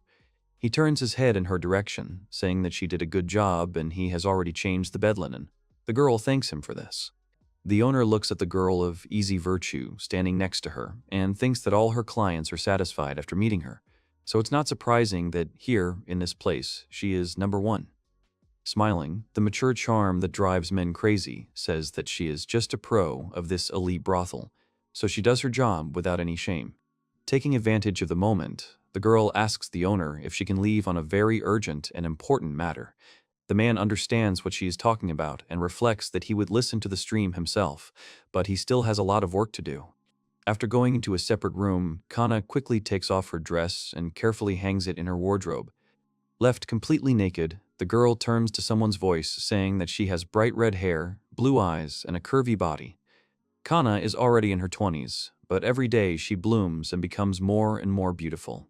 Covering her soft forms, The girl throws a pillow at the brothel owner standing in the doorway, shouting at him to get away. It is getting dark outside the windows of the building. The night is coming imperceptibly. Covered with a thick blanket, the girl, lying on her side, argues that today was a beautiful day. Now he's going to get even better, and it's all thanks to Mr. Haishin. Picking up her phone, the girl looks in anticipation because very soon the stream will begin, which has been haunting her thoughts all day. The clock is striking 8, the alarm clock is ringing, notifying the start of the stream, and now Haishin's voice is heard from the phone, greeting everyone who gathered on his stream. At this point, the girl goes berserk. She begins to stare madly, licking her phone, saying that she was incredibly waiting for Mr. Haishin. The princess, the demon lord, the holy assassin, and now the courtesans are among the believers. The hero's voice was able to penetrate even those industries that he did not expect. From the receiver, Kana hears the gentleman telling her that something has happened. She pricked up her ears, asking rhetorically if he might have difficulties too. The girl covers herself with a blanket, saying that if Mr. Haishin were here, next to her, she would heal him with everything she has, because he has become a salvation for those who are in the same place as Kana and in the same position. Kana was born in a slum and had nothing to do with the elite environment she is in now. To survive, she first got a job at a bar, drank with guests, and later rose to the rank of a courtesan, spending nights with men. Sitting at the same table, Kana, along with her friends, discusses that they are still young, but will lose customers as soon as they get older. The girl with the short haircut says that then she will have to go back to the slums, but Kana does not want to think about it. The girl remembers that she changed places until she finally found a normal owner. The previous one did nothing but call the girls in the brothel dirty, treated them rudely, and the current one praises them, saying that the customers are satisfied. Kana is pulled out of her thoughts by someone else's cry, dissatisfied, informing her that some unknown girl was lying. In fact, it wasn't just the future that bothered all three of them. Two guys, sitting not far from the heroines, are discussing a recent incident. One of them says how lucky a friend was to find out that before the engagement, he found out that his fiancée was a brothel worker. The other replies that he broke up with her right away, because otherwise such a marriage would be a disgrace to the family. Prostitutes had a low status in society. They were treated like dirt. Hearing all this, the courtesans got angry. They were clutching the table, tears were in their eyes, and then Kana offered to go back to her room. Back at the brothel, the owner of the establishment finds out about what happened, and therefore suggests that the girls listen to Haishin to forget about the bad, because the broadcast will begin soon. On the screen, the hero has a comment that says that he is not popular with girls. This angers the hero. He considers the comment stupid, because its author himself does not understand anything about the topic he is talking about. Everyone in the room bursts into laughter, listening to the broadcast of the hero, considering him very cute and funny. The same person, in turn, begins to move on to the next email that he received on his stream. The beginning of it says that the author was obsessed with cleanliness and recently saw something terrifying on the street. Haishin thinks about it, puts his hand to his lips, and asks into the void what the sender noticed. Three girls listening to Mr. Haishin's stream, where the commentator's words are pronounced that some woman of easy virtue was cooing with a man and that such garbage should not pollute the city. Kana has an expression of displeasure on her face from these words of the streamer, at the same time saying that the commentator is a bastard. The other two girls are in a drooping state, crying and saying that they will always be treated like dirt. They just wanted to get out of hell in the past. The first girl tries to calm her friends down with the man, telling them not to listen to the insults of the commentators in their direction. The streamer is outraged by the comment and exclaims that no one gave the person who wrote it the right to speak like that and judge people by their profession. This job is no worse than the rest. Girls who sell their bodies choose it against their will. Most of them are trying to survive.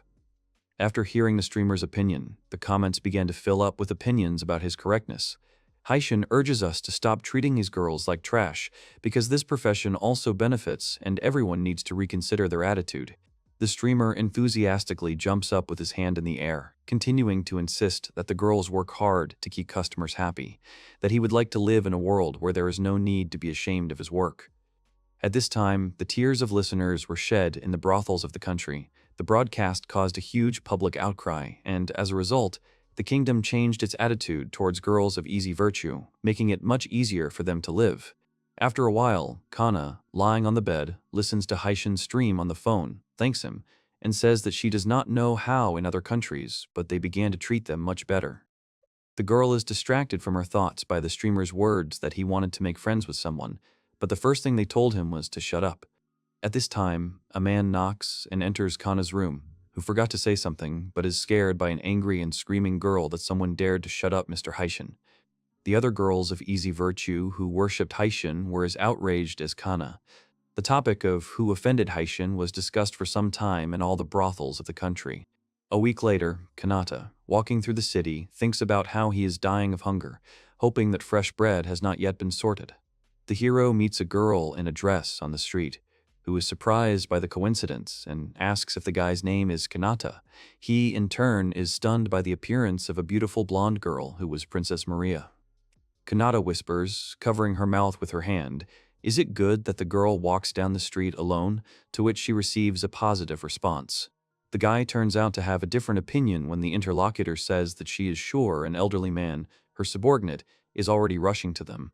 Kanata says that he doesn't care, and he will go on, but the girl stops him, grabbing his hand. Maria awkwardly snuggles up to him, wondering if the guy is busy, no less embarrassed by this behavior of the princess. Kanata asks what the girl means. With a blush on her cheeks and a smile, the girl raises her finger up and invites them to take a walk. Kanata, who is in an awkward position, tries to get rid of Maria, because if anyone sees them, his school life will turn into hell, although he would love to walk with her. The guy is thinking about what to do, how to refuse the girl, but she distracts him with some noise and asks if Kanata hears him. Suddenly, Maria takes off and runs away, grabbing the hand of the confused guy and leading him along. A scream is heard on the street. The girl slows down sharply around the corner, and the characters see a picture where Kana stands in the unwanted arms of a man and tries to escape, accompanied by attempts to scream for the man to let her go. The man, grinning, is outraged by the attitude towards him because he is a nobleman, to which Kana says that she knows about it and does not care. Maria and Kanata look at each other seriously. The guy makes a joke that the walk is cancelled and gets the consent of the princess. The heroes who came to the rescue go to Kan. The nobleman, who did not expect the rescuers, froze when he noticed them.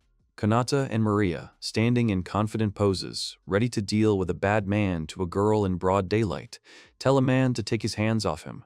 Kanata squeezes her hand, from which a green glow appears. He is aggressively opposed to the nobleman who dared to touch Kana. Maria also uses magic, demanding that the stranger remove his hands, because the courtesan does not like everything that is happening. The man looks ahead at the heroes, still holding Kana hostage, asking what the hell they are doing and yelling at them not to interfere in his affairs. At this moment, Kana looks around in fright. Princess Mary's gaze is cold and calculating. She doesn't say a word, just looks angrily at the aristocrat. At this moment, the green-haired nobleman throws Kana away from himself, turning his attention to Maria. He holds out his hand to her, saying how beautiful she is. With contempt, the girl throws away someone else's hand and hits it, which is why the boy aches and recoils a little. He is angry about what happened. He insults Maria and screams at the top of his voice that he will tear her up. The aristocrat clenches his hand into a fist and prepares to attack. At this moment, the hero arrived. He grabs the man by the shoulder and asks him to calm down. Kanata then uses his magic and a green light pours out of his hand. Literally, in one movement, the guy was able to immobilize the aristocrat and knock him down with all his stupidity to the ground, and he did not have time to orient himself at all. The man clenches his teeth, grunts, and tries to lean on the ground to get up, but he can't because the powerful magical pressure has made his body terribly heavy. Kanata opens one eye slightly and sighs, saying that in a few minutes the magical effect will pass, and now the captured person should try to behave quietly. Princess Maria praises Kanata for his speed and abilities, and then runs away, ordering the guy to hold the criminal.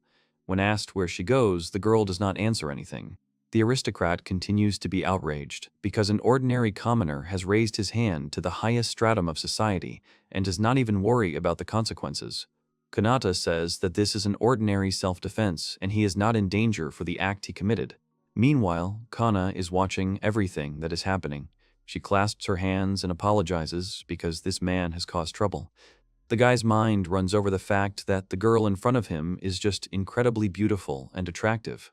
The young man thinks that this is the type that drives all men crazy. Despite his inventions, Kanata asks the girl if she is okay, not injured. Kana replies that nothing happened to her and explains that the same aristocrat wanted to buy her, but was refused. Then, not fully understanding what this means, the hero decides to clarify, but a captured nobleman intervenes in the dialogue. Raising his head, the man says that brats like the main character should not pry into other people's affairs, and the girl he communicates with is actually a dirty and vile courtesan. Kanata asks again what is meant. Shouting at the top of his voice, the nobleman explains that he liked Kana very much, so he wants to take her for himself, but she dared to refuse. Snorting, the girl herself complains that the unpleasant person seems to be obsessed with this idea, and such a scenario only makes the hero laugh. Kanata lies down right on the ground, next to the aristocrat nailed to her, and pokes him in the forehead, asking where such a piece of shit came from in the first place, and what right does he have to discriminate against people based on their occupation. The young man continues to say that prostitution, unlike kidnapping, is not prohibited. At this moment, Kana thinks that this voice and manner of speech are similar to someone. A voice is heard from somewhere, asking what the noise is now. It seems that the questioners understood where the sounds were coming from. At this moment, some onlookers turn the corner, pointing at all three of them. For an aristocrat, this seems to be a great opportunity. A nobleman lying on the ground shouts to the crowd that the guy attacked a nobleman and will reward whoever grabs him. Kanata turns to the offender, not expecting such a thing from him. Maria, standing in the crowd, laughs and tells the nobleman that he is an idiot because she called the assembled people. Pleased with her actions, the princess tells everyone how a brave student protected a girl from an aristocrat who had fallen below the moral standards. Maria apologizes for the delay in front of the rope and chuckles contentedly. The losing nobleman jumps up from the ground and runs with insults towards the princess, who has called a crowd of spectators. Kanata stands, marveling at the man's rapid recovery, thinking that he came to his senses so quickly. The nobleman, who did not manage to reach Maria, is arrested by the royal guard in armor with swords, who knocks him back to the ground in the confusion among the crowd, and the princess adds to her statement that he is now an arrested aristocrat who has fallen below moral standards. The stunned nobleman exclaims where the royal guard came from, to which Kana sighs and remarks that he is an idiot because in front of him is a man of much higher status than any aristocrat, the third Princess Maria.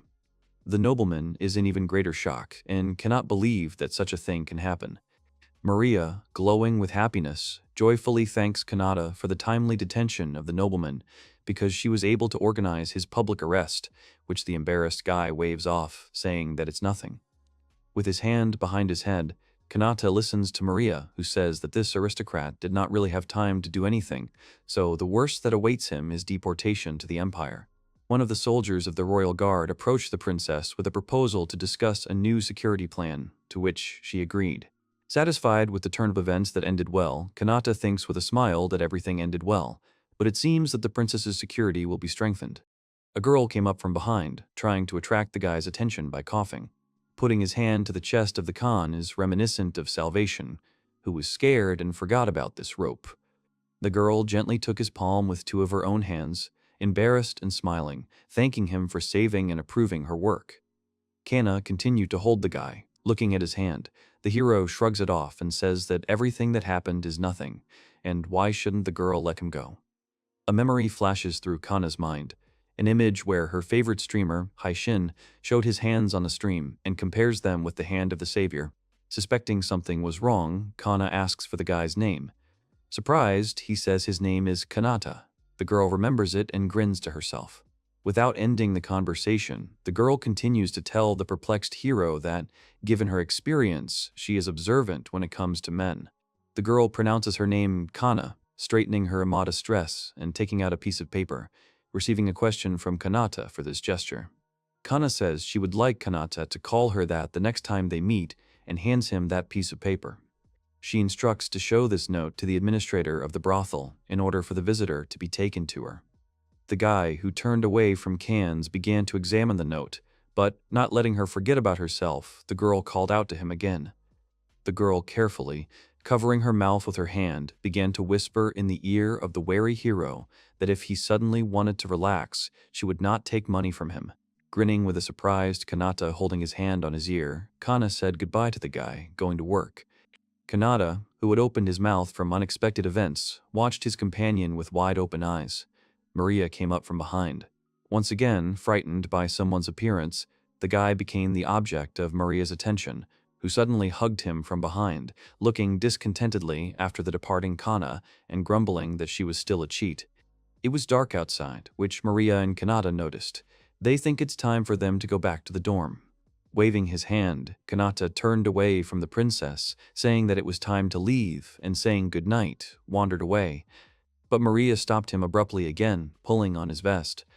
Dissatisfied with the abrupt departure of the young man, the princess began to resent why he did not offer to accompany her, because they were on their way. Embarrassed, Kanata turned around and did not understand Maria's objections, because if they were seen together at the academy, it would be bad. After being refused, the princess was upset. It seemed to her that Katana looked like something like Haishin, who would surely accompany her home. After a while, the detained aristocrat hooligan, sitting in a cage, listens to his sentence that tomorrow he will be deported to his homeland, but in the meantime he must think about his behavior. The disgruntled man swears and thinks it's better for him never to mess with the princess again. Twisting a displeased grimace, the prisoner remembers what happened and blames Kanata for everything, because he is just a dirty commoner and made a complete fool of him. Having memorized his name, he realizes that this is all the information he needs to know. Kanata and Princess Maria are still walking together down the street of the city. Maria easily mentions that the old man scolds her for leaving without permission. The guy is surprised that she didn't tell anyone about leaving at all. The main character, sitting in the house and streaming, reads the comment. The viewer asks how Haishin feels about his influence. He thinks about it because he doesn't have much influence, he just says what he thinks. The guy decides to assume that if he suddenly has power and he would like to take over the world, then how would the rest of the audience react to this? The girls, as one, begin to write that they would try to help in any way they could. Another one says that she would use all her strength to throw the world at the feet of the Lord, while the rest killed those who would be against and cleanse the world to create a new order on earth. The guy immediately tries to justify himself, says that he is not interested in conquests. It was all a joke that should not be taken seriously. After thinking for a while, the young man remembers that in a previous life there was a streamer who made a bad joke, and it all turned into a big scandal, so you need to be careful what you say. In the comments, everyone writes how they would like to help the main character, and he replies that he is planning something more than simple chatter and is going to develop his content, so he asks to follow the news. The guy decided that he wanted to do the same thing as the bloggers in his previous life. Now the camera shows only his hands, but he plans to make it portable and name his Live Haitian's Travels. At this moment, the stream receives a donation with a characteristic squeaking sound. It says on the screen that the nameless princess loves the hero, and he replies that he also loves her. This causes Maria to have an unrestrained fit of joy. They hug themselves and scream, not even paying attention to the fact that the guy supplemented his words with love for all the other listeners. The guy turns away from the screen, thinking that he somehow felt uncomfortable from such a statement. Even a chill ran through his skin. He hears a strange bird cry, but in fact it is the sounds that Maria makes. They even reach the streamer. The next day, the young man finds himself back in class, and terribly sleepy. He hears the girls sitting nearby discussing that Agiel Trace is Haishin. This statement surprises Kanata, and he even listens to what is being said. The hero watches in horror as the girls argue whether the same Agiel is similar or not. One of the boy's classmates believes that this is definitely not Trace from the SS class, because the real Haitian is a commoner, while an elite class student from an influential noble family. The young man realizes that there are his listeners in the class, but he cannot say that he is the real Haishin. When you become famous, there are always some fakes, so the main character is going to expose this lie on the stream. But the catch is that it will be too suspicious. The audience will understand that Haishin is from the same school. Another idea arises to say that what I heard earlier was a tip from the outside. The guy leans on his desk, thinking that he can't stand aristocrats who look down on others.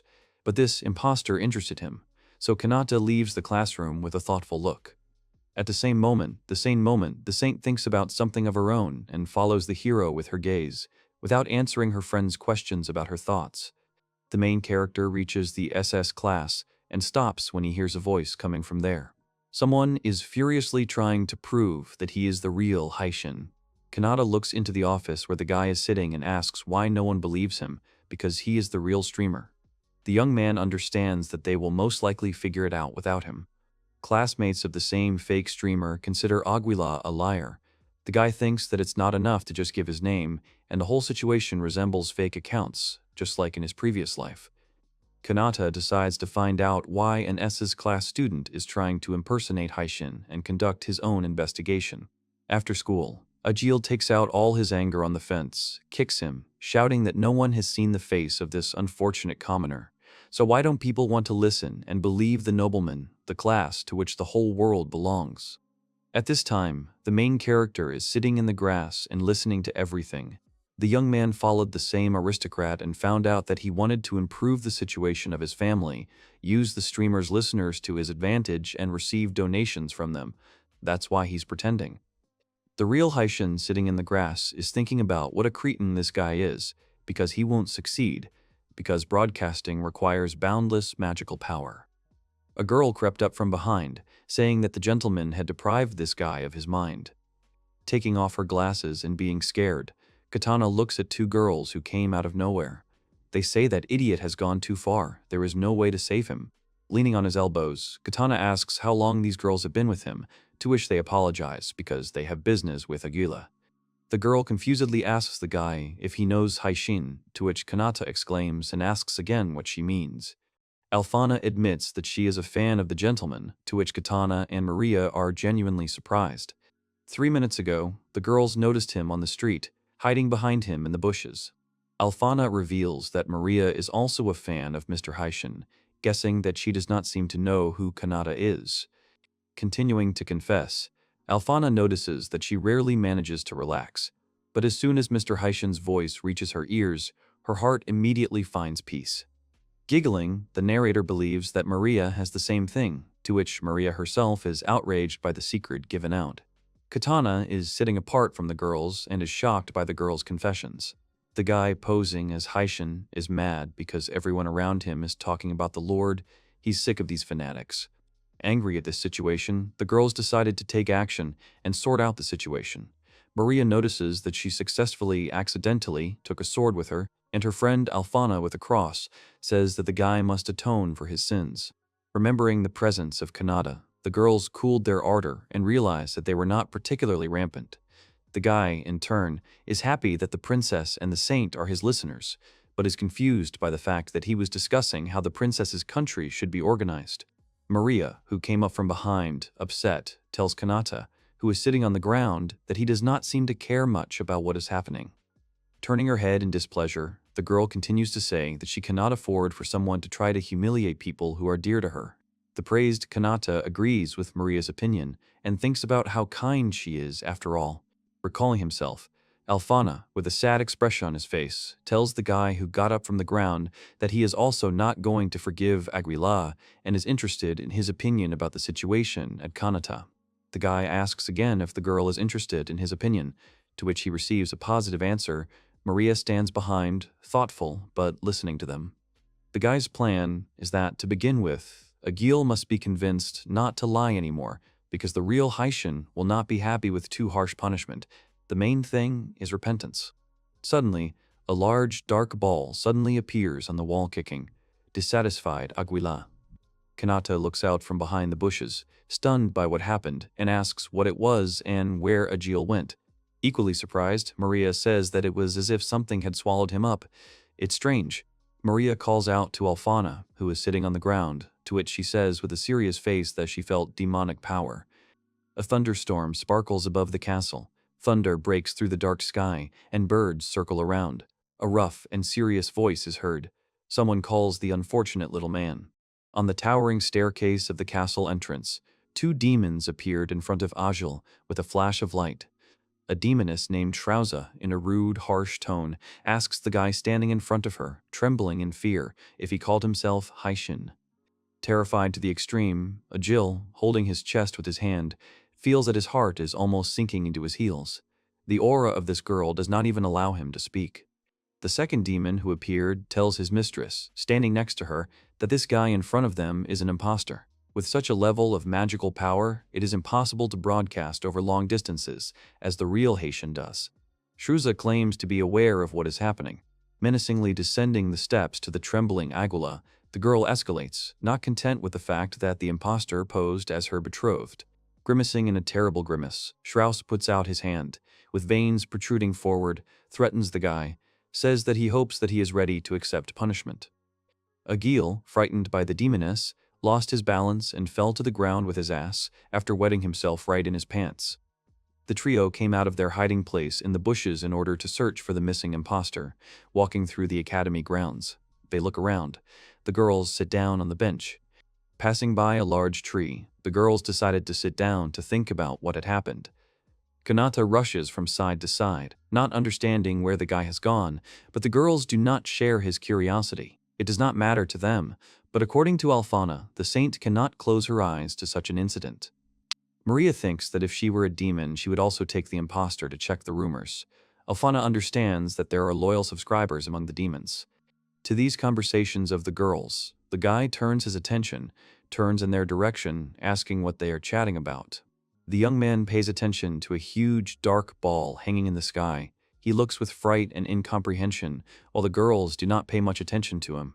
Grabbing Maria and Alfana by the hands, who did not expect this, the rope jerked away from the suddenly appeared dark ball to protect the two heroines. A fetid smell began to spread around the heroes, which clearly did not give them pleasure. They began to complain about this stench, simultaneously covering their noses. Suddenly, a guy who had wet himself in his pants fell to the ground. Before that, the missing guy was walking along with an unknown man, ordering him to get up and reminding him that he had done things. Having settled down next to our three heroes near a tree with a bench around, the demon began to laugh loudly, talking about the shame of Agila. A guy with blonde hair and two horns on one side sticking out of his head stretches out his hand to Maria, Alfina, and Kanata, saying along the way that what is happening looks quite awkward. Tensing up, the girls addressed by the demon in order to protect Kanata, who was surprised that he had already been enrolled in the faction of heroes, took out their guns and stood in confident, ready-to-attack stance in order to deal with the unwanted guest. Raising his hands in the air, as if surrendering, the demon, addressing the trio, apologizes for his unexpected appearance. Clarifying the situation in front of the startled heroes, the demon said that this guy, meaning Aguila, posed as Mr. Haishin, which angered his boss, adding that the educational work had already been completed, so he came to return the intimidated impostor. Surprised by the reaction of people to the mention of the streamer, the demon asked if they also knew the gentleman. Maria confirmed the guesses of the guest, sheathing her sword, while Alfana stated that she did not feel hostility from him. Grinning, the demon noticed that they all seemed to be in the same boat, but not understanding his comment, Kanata asked what the man meant. The man decided to explain that many demons, like him, listen to Haishin, clarifying that the demon lord is so crazy about him and does not miss a single broadcast, being an active participant. After hearing all the information from the demon, Kanata thought about the seriousness of her words. Overwhelmed with emotions of love for Haishin, Maria and Alfana admire the fact that their master was able to charm even the demon lord, breaking the barrier between humans and demons. Thinking about what is happening, the man realizes that these girls in front of him are behaving exactly like the lord, shifting their focus to the rope. Having studied in more detail, the demon, looking at the young man standing in all his glory, smiles and opens his mouth in surprise. Kanata, who has questions, hears the man's words in his direction that his magical power is very impressive, and if he called himself Haishin, he would believe it. But trying not to reveal his identity, the guy pretends that he does not believe the words of the demon. Hesitating, Kanata feels his heartbeat quicken with excitement and wonders if his face has remained motionless. Eavesdropping on the guy's dialogue, Maria goes into reflections on the fact that Kanata's magic surprised even the demon. Remembering his strength when dealing with an aristocrat bully, the girl cannot understand who this guy really is. Intervening in the conversation, Alfana reminded everyone about herself, apologizing to the demon and saying that her friend had an even bigger pile of things to do today. The heretic, in turn, was justly punished, and no one else has any complaints against anyone. Grinning, the demon pokes his index finger at Alfana, noting that she is a pleasure to deal with. The girl liked this gesture. Left alone and alone, Kanata and Alfana sat next to each other on the bench surrounding the tree. Remembering what happened, the guy sums up that the demon went back through his strange sphere, and Maria went somewhere on her own business. Exhaling from fatigue after difficult events, Kanata speaks about the strangeness of the old day. Alfana, sitting next to him, hears this and agrees with the guy's opinion, laughing and whispering that the guy must be very exhausted. Calling the guy by name, the girl moves closer, continuing to sit on the bench, to him, who does not understand the actions of the interlocutor.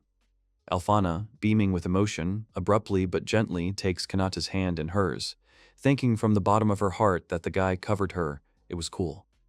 The taken aback guy understands why the girl called him and imagines that if he could do as he wants, he would respond to gratitude in the style of an alpha. Supposedly, a man should protect a girl. Embarrassed by both his thoughts and Alfana's actions, Kanata turned away from the smiling interlocutor a little and realized that he was feeling awkward. Noticing the embarrassment of the guy who did not answer, Alfana tightens her grip on his hand and, as if beaming with happiness and smiling sweetly, adds that she really enjoyed it. Hearing someone muttering, Kanata is distracted from the awkward situation and remembers Aguila lying on the ground, wet himself. The hero looks towards the poor guy and says that they should not leave him here alone. Approaching Aguila, picking him up and carrying him on his back, Kanata again hears flattering words about how kind he is. Remembering the demon lord who scared him to the state of a vegetable, Agil again feels a sense of fear, which causes drops of sweat to appear on his face. A strong tremor rushes through the body of the frightened man. The guy asks for help from the surprised Kanata, who continued to carry him on his shoulder. Agil breaks off abruptly and quickly runs away, begging Mr. Haishin for help, leaving the shocked guy and girl alone. After this incident, Agil changed a lot and admitted his lies, publicly disclosing all the sins of his family, shouting that their clan would rise from the ashes to the glory of Haishin, questioning witnesses of what was happening.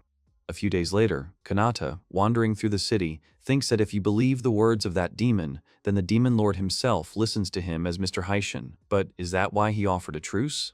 A voice from nowhere pulls the guy out of his thoughts with some kind of request. The guy turns to the voice, sees the girl, and clarifies whether he was asked a question, to which he receives a positive answer. A confused girl with long dark hair, wearing a straw hat and a long light open dress, turns to Kanata, asking to show her the city. Surprised and no less confused, the guy asks the girl again, believing that she is here for the first time. On the street of the city, near some counter, there is a girl who asks Kanata to show her the city and the guy himself. They are happily eating a large ice cream cone. Walking around the city, the guy explained to the girl, who was interested in what and where he was, attracting the attention of passers-by with the beauty of the girl. Inspired by the walk, a dark-haired girl walks down the street, slightly overtaking the rope, saying that she is interested. She is surprised by the views of the royal capital. A walking couple, who do not stop attracting the attention of passers-by, communicate. Kanata is still interested in whether the girl is here for the first time, to which the girl responds positively, hesitating and correcting herself after answering allegedly for the first time in the city of people, confusing the guy. A satisfied, smiling Kanata suggests that the girl was probably not allowed out of the house, but this does not surprise him because his companion is too hot and is a delight to the eyes. Turning to the guy, the girl apologizes for the fact that she imposed on him, because now he allegedly has to mess with the hillbilly. Taken aback by the girl's apologies, Kanata jumped up to her and began to calm her down. For him, what was happening was normal because he was walking with a beautiful girl, and passers-by envied him. The companion thought confusedly about the guy's compliment that she was beautiful to him. Kanata, not wanting to be separated from the beauty, offers to show her the places with the most beautiful view of the city. The girl is happy with the offer and agrees to it. The couple is standing next to each other, clutching the fence and looking down. They have an incredibly beautiful view of the city playing with its lights from above. As if mesmerized, the girl continues to stand and admire the view. She speaks haltingly that she cannot believe what she tried to destroy and, without finishing, corrects herself. She does not believe that she could have missed such a beautiful sight. The guy, not for the first time, hearing a hitch in the beauty's speech, turns in her direction and thinks that she is strange. Diving deeper into his thoughts, the guy realizes that he is more concerned about the aura of this girl. A dark aura radiates from the girl like a haze, which the guy notices and is startled.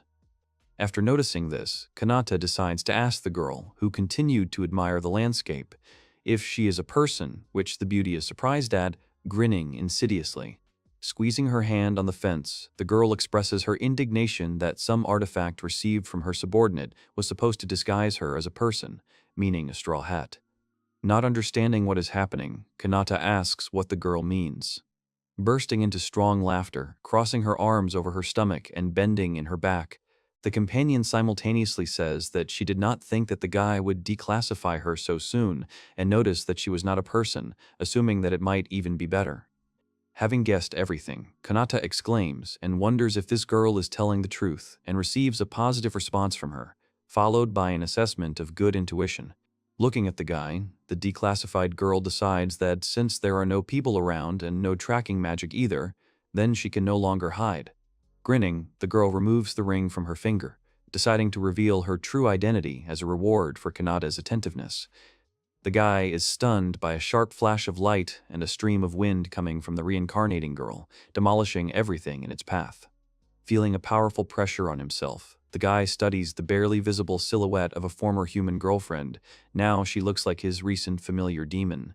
The flashes of light coming from the girl, the wind, and the strong pressure stopped, simultaneously removing the hat from her head. The girl decides to introduce herself again. A demoness appeared in front of Kanata in an immodest, highly revealing costume. She introduced herself as Shrouza, an ordinary, modest demon. Swallowing a viscous saliva, the guy with the face unchanged in emotion introduced himself to the demoness as Kanata. Shrouza offered to address each other as you, to which she received consent from the guy. Suddenly, the girl snapped her fingers and moved them together with the guy into a black, empty space. The heroes only saw each other. Shrouza, reaching out to the rope, commented on her action, saying that they were now cut off from the outside world and now no one would be able to see them. Surprised, the guy stood up in a confident pose and, crossing his arms over his chest, said that he did not know about the existence of such magic. The main character thinks that magic never ceases to amaze, and he should have prepared better before going to school. Shrouza asks Kanata what he thinks about demons. She directs her gaze at him. The young man thinks about it. He folds his arms over his chest and looks up, remembering that he had already been asked about this before. The guy turns back to the demoness, asking if his opinion is really important to her, because Kanata does not think the demons can differ from each other in any way. This answer surprises the girl. The young man continues to say that demons and humans have been fighting each other since ancient times, but it would be much better if everyone started getting along together. The guy thinks that if one of the demon friends dies in the war, then they will grieve for him, just like people. Shrouza confirms the words of the main character, because indeed demons shed tears when a comrade dies. The girl thinks to herself that the guy is quite perceptive. The demoness asks Kanata to tell if she is right about the fact that the guy has an insanely huge source of mana, seeing through him as if the hero remembers his recent acquaintance, the demon who brought Aguila, and realizes that Shrouza speaks exactly like him. The girl admits that they, demons, can see waves of mana, and the reserve that the boy has is much more than hers. She did not expect to meet a man like him in the city. These words affect Kanata, and without trying to show it, he wonders how much he is superior. Snapping his fingers once more, Shrouza takes them back to the human world. The girl says that it is difficult for her to assess how much mana reserve the guy has, because she simply does not see its limits.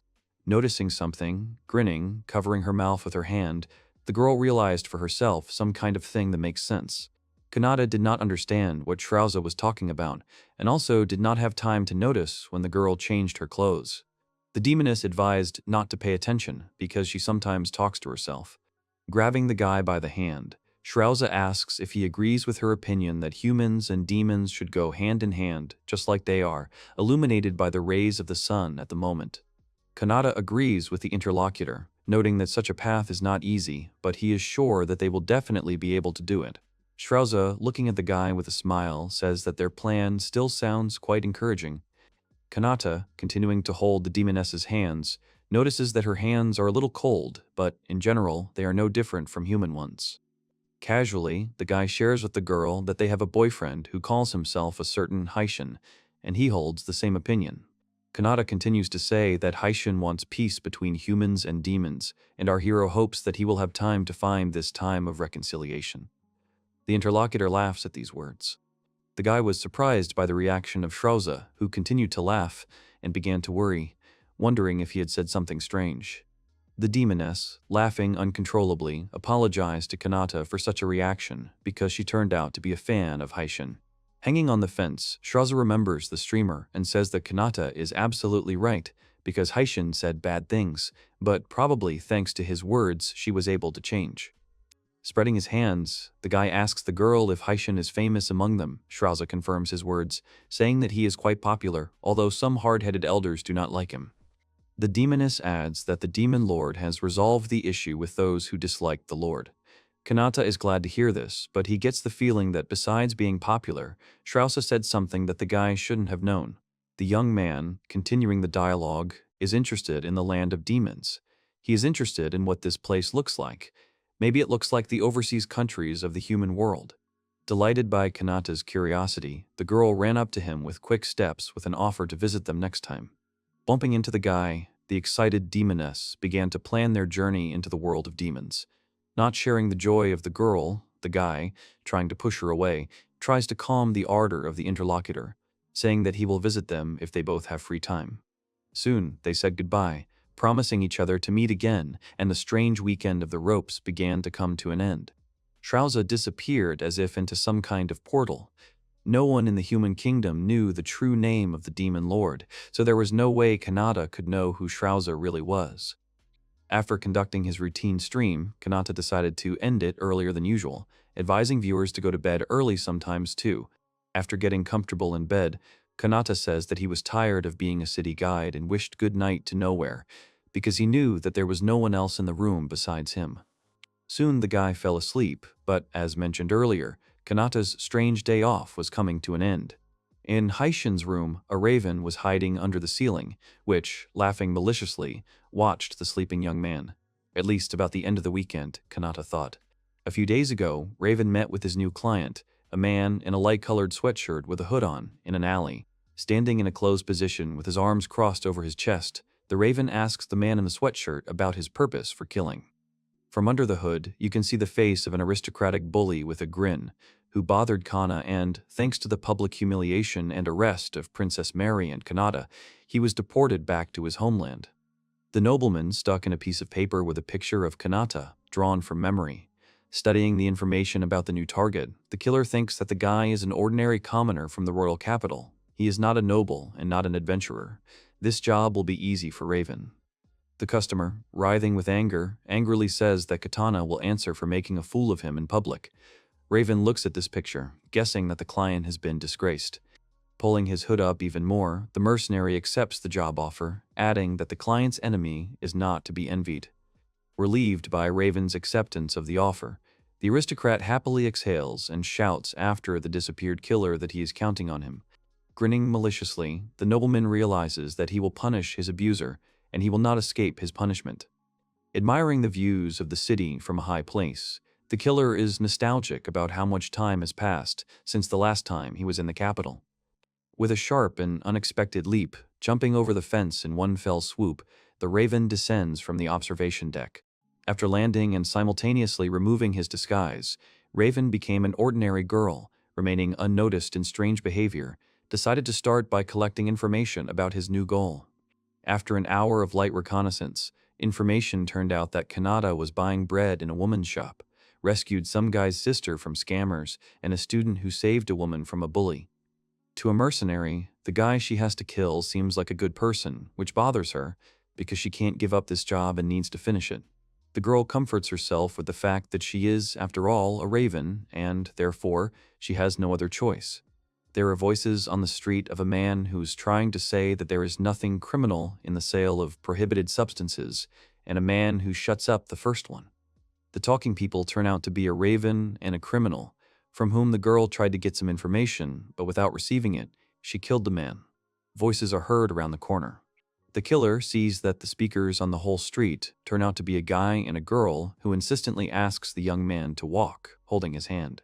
Raven watches the scene unfold and plunges into her thoughts. She thinks that life on the other side of the screen helps even murderers like her to stay. The girl, like many people, listens to Haishin. He means a lot to her. Raven is a girl about the same age as the gentleman. She learned about him from passers-by by pure chance. The mercenary imagines herself in the place of Haishin's lover, because she hides her true self under the guise of a raven, just like the master. She thought of it as one of the many similarities that confirmed their special bond. Listening to his broadcasts, where the streamer raised interesting topics, such as discussing decent work, the girl herself did not expect that she would like it so much. Squealing with joy and affection for Haishin, Raven often ignored new orders only to wait for the end of the broadcast. She has completely fallen under the influence of the master. While conducting his broadcast, Haishin receives a letter with information about the earnings of some people on murders. The sender is interested in the opinion of a streamer who has heard something about it. This topic concerns a girl who is just working as a killer. Sitting on the roof of a building and listening to the broadcast, the girl realizes that Haishin's listeners are well informed about criminal earnings and thinks about getting rid of them. The girl's face expresses surprise when she hears the streamer's words about the fact that the killers are a little scary. Raven thinks about the fact that people are afraid and despise murderers. Even customers are careful, but they think that mercenaries are just very convenient henchmen for committing a crime. Although, the girl herself understands that she is acting badly. Reading the comments of one support who does not have an opinion, Haishin says that this activity is still a crime, and it is probably difficult to think about murderers in a positive way. Stunned by such words, the girl continued to listen to the words of the gentleman about the fact that despite everything, he still considers it an interesting job. Pleased with the approval of her work from Haishin, the girl drools and says that she not only likes the gentleman, she loves him. The girl is too trusting, especially to the words of the streamer. Returning from her thoughts, Raven realizes that she was dreaming too much. The killer stands outside his target's house and looks at the window where the light is on. She understands that the hero should not have left the window open. In one motion, jumping into the room through the open window, Raven sees a tired guy sitting at a table, stretching. The killer approaches his victim from behind, pulling out his sword and apologizing to Kanata. Waving his sword and saying goodbye to Kanata, allowing him to hate his killer in the next world, the Raven stops abruptly, almost killing the guy, after his words about the time that came to the beginning of the stream. Raven was taken aback and thought about the guy's words. The killer twirls the sword in his hands and reflects on the possible connection of the victim with Haishin. Suddenly, Kanata went to close the window so that no one could hear his stream, from which the Raven quickly jumps up to the ceiling to remain unnoticed, leaving his reflections. Watching the stream begin, the Yandere killer, trusting his superior intuition to ordinary people, realizes that Kanata and Haishin are one person. Excited, and clearly not expecting such a meeting, Yandere huddles in a corner of the ceiling and thinks that all this is a dream, while against the background of the rope he warms up people on the stream, asking the usual questions. Suddenly, from a slight movement, hidden but incredibly joyful from what the girl hears live, the Raven mask falls off. The skills of a professional killer help to catch a falling mask with her teeth in time, because a girl cannot allow a gentleman to notice her, regardless of any circumstances, whether it's nosebleed or tears of joy. The streamer discusses with the audience the dishes that can be recommended to him. At this time, the malicious laughter of a nobleman is heard from an unknown house, who is content with rumors about the great cruelty of the Raven, thinks that the killer is making the peasant cry in pain now. But at that moment, Raven was enjoying the world's first open stream, with mental exclamations that the gentleman reading the comment from the nameless princess was the best.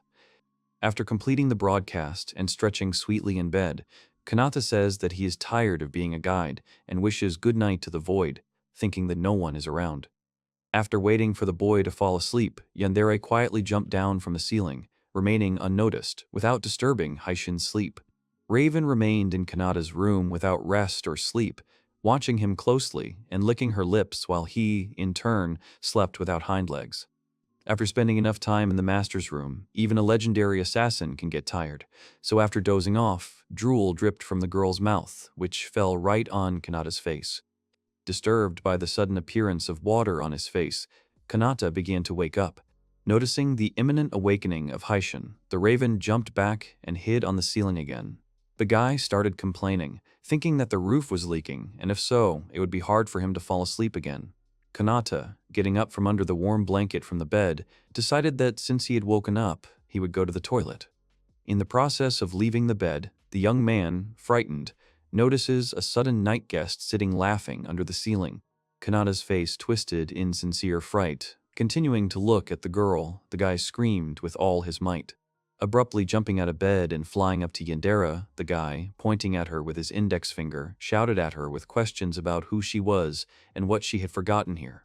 Jumping down from the ceiling despite being found and despite the failure of the mission, Raven was happy because Kanata saw her.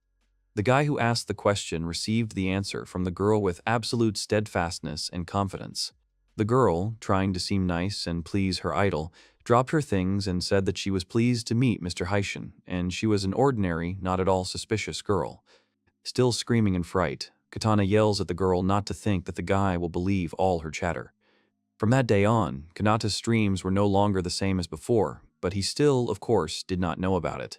The girl falls on her knees in front of the guy and asks her to listen and believe because she is a fan of Kanata. The guy is a little taken aback and looks at the Raven, not knowing how to proceed. The main character stands in a nervous sweat, thinking that the girl already knows his true identity. She raises her head at a strange voice that asks who she is. With a joyful face, the Yandere subscriber who broke into someone else's house introduces herself by the name of the world, adding that sometimes she can be called a raven. Kanata thinks, putting his palm thoughtfully to his chin. He looks at the mask lying next to him, at the sword, and at the smiling sweet girl. Then the hero asks again if Mira is the legendary killer. The guy's words are confirmed. The young man asks Mira why the legendary assassin entered his room and watched him sleep. The girl immediately begins to justify herself, saying that she is a big fan of Haishin. The hero understands that it is useless to ask. He walks in a circle anyway. The main character realizes that he does not know how to behave in such a situation. Mira asks if the gentleman is worried, to which she receives consent. After clarifying if it's because of her, the girl wonders, hearing that it's really about her.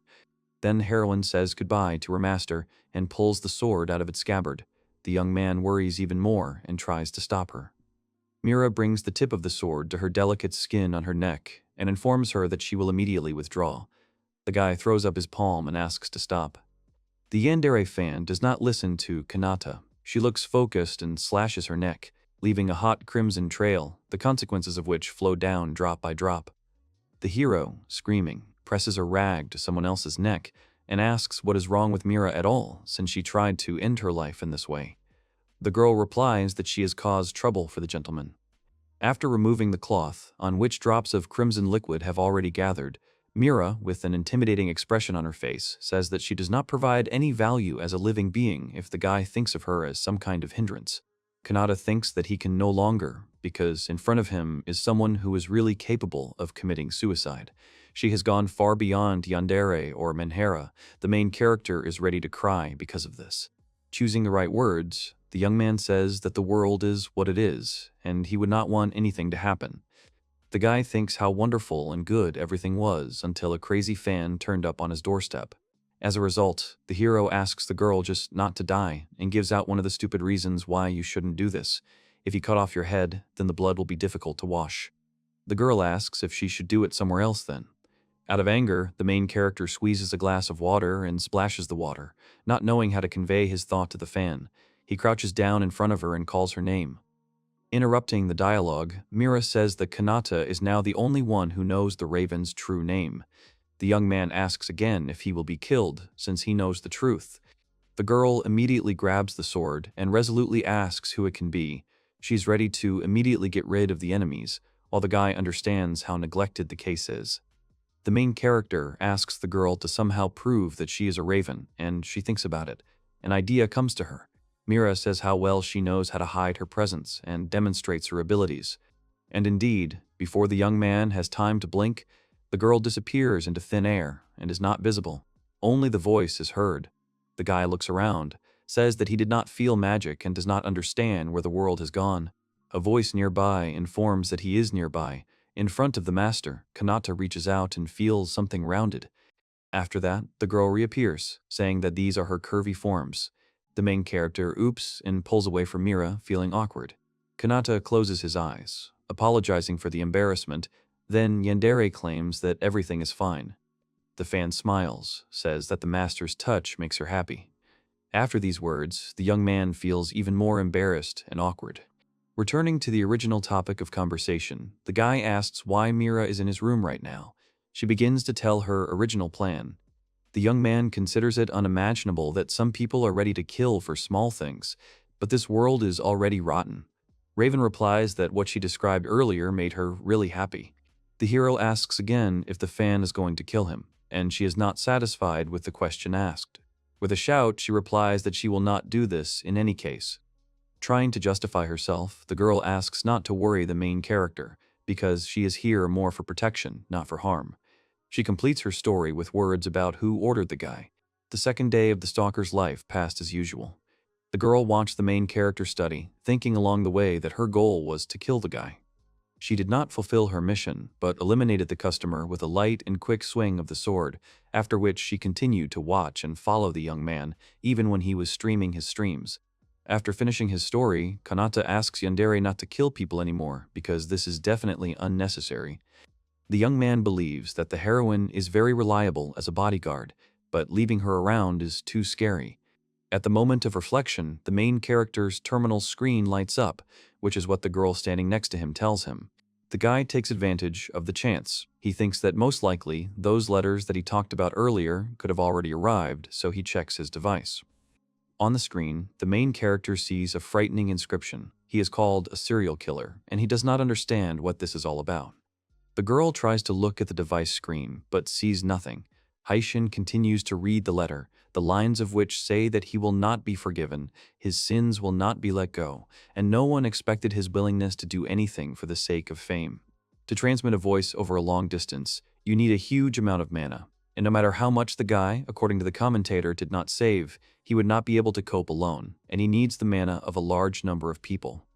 The author of this letter believes that Haishin took many lives and caused suffering to others in order to achieve fame. The message ends with a threatening postscript. They're going to destroy him. The young man does not say a word, realizing that a terrible rumor has spread in just a few days. Meanwhile, Yandere notices the hero's belongings on the bed. While the guy continues to wander in his thoughts, reasoning that he uses his own mana for streams, Mira grabs things from the main character's bed and sniffs their smell, trying to capture it in memory. But still, the Raven gets distracted, asks his master what happened while he continues to think about his past life. Such rumors did not lead to anything good, and celebrities were often labeled strangely because of them.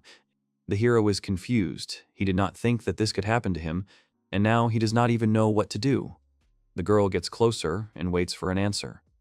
What she had done earlier did not go unnoticed. Kanata points a finger at Yandere, asking what she was doing by his bed, but Raven replies that he does not understand at all what he is talking about. Several girls are sitting on the figure, and there is a sign next to it stating that this is a statue of their master. A sound is coming from the sign on the statue. Haishin is a name that is thundered all over the world, in this world called Ataraxia. One girl holds a body in her arms. Some of those who were fascinated by his values and beliefs turned into Yandere listeners. Nevertheless, the unique culture of streaming that he brought spread among the general population. The liberation of slaves. A guy stands in front of a girl on her knees. A truce with the demons. The old man shakes hands with the demon. The destruction of the bandits guild. A man is shouting something. Eliminating discrimination based on professional grounds, it costs several girls. The blonde guy is holding something in his hands. A force capable of changing countries with just a word will inevitably become an object of envy, and soon a man appeared who also wanted to become a streamer. A small country, not far from Rogias, the noble house of Senti. Someone is pushing someone down the stairs. A girl in torn clothes falls to the ground and screams in pain.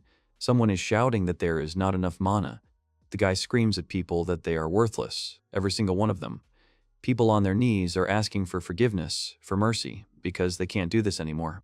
The guy is sitting on an armchair and holding something like a phone in his hands and asking someone about what he bought them for, calling them names.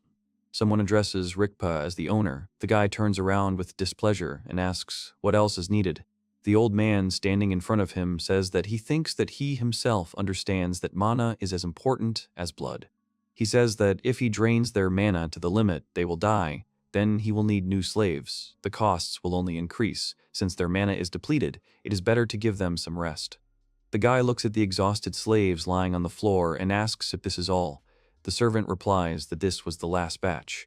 He looks at them irritably and calls them scum, because they bring him only pitiful crumbs. There is a joyful girl from the fact that she has done something.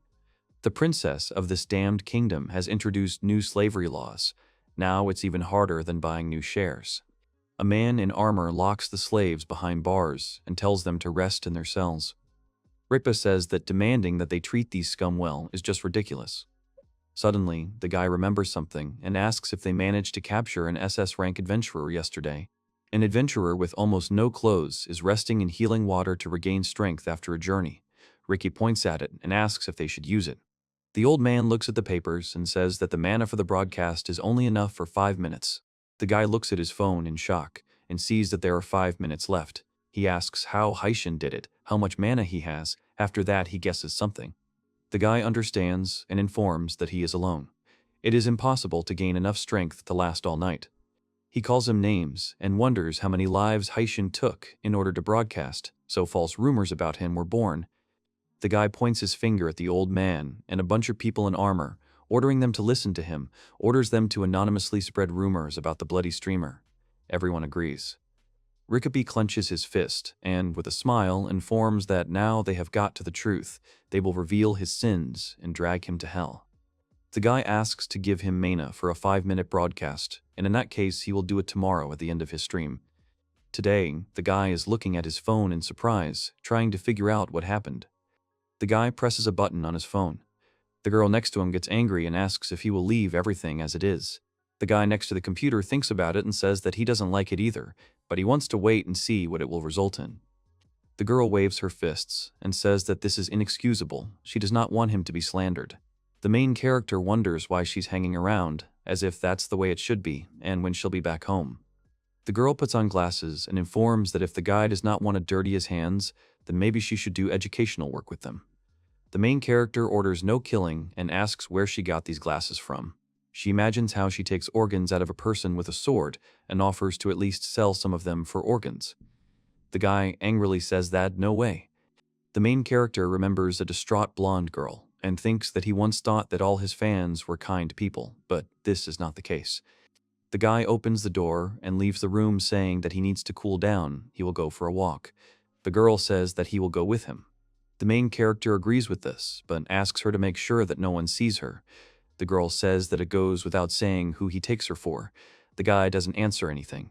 The girl clenches her fists. Tears appear in her eyes. She asks the guy if he takes her for a stalker. She claims that she is not a stalker. The moon illuminates the street. The main character stretches his arms and says that this is a very pleasant feeling. Suddenly, his phone starts ringing. He looks at it questioningly. The voice from the phone says that he is madly enjoying Haishin's antics. The main character and the girl next to him look at the phone in horror. Rikbei reports that he is sure that some of them already know about this, but does anyone know about the atrocities of Haishin? A voice from the phone informs them that, within 5 minutes, he will finally reveal the whole truth to them. Several people are shocked to hear what Rikbei is saying on the broadcast. They wonder if he killed that many. A few more people also look at the phone in surprise and listen to everything. They say that maybe he's right. 3 girls are holding their phones in shock, listening to Rickaby's words. They wonder if it's serious. It can't be. A girl with pointed ears is sitting at the computer, typing something. Someone is asking, how dare he? The distraught girl tears a pillow in half, from which feathers fall out, after which she pierces the phone with a cross. Another angry girl shows her middle finger and screams, he wouldn't do anything like that. She raises her hand up. The main character turns to Mira. The girl walks in front silently. She turns around questioningly, realizing that she could barely restrain herself. If Haishin hadn't been there, she probably would have destroyed everything within a 5-meter radius. Haishin informs her that he wants to ask her for a favor. Can she listen to him? The main character thinks that Rikba stepped right on the tiger's tail. One girl is standing with a ball, the second is walking with a flag, with a microphone sign on it. This is Haishin's squad, support mode. The clock shows 4 o'clock. Someone says what the topic of today's lecture will be. The main character is sitting on a bench and wondering what to do now. There are 2 guys saying goodbye in front of him. He looks at the bench opposite, where one girl in horror points at the phone and asks if it's true that he kills people. The second says that there can't be so much mana in one person.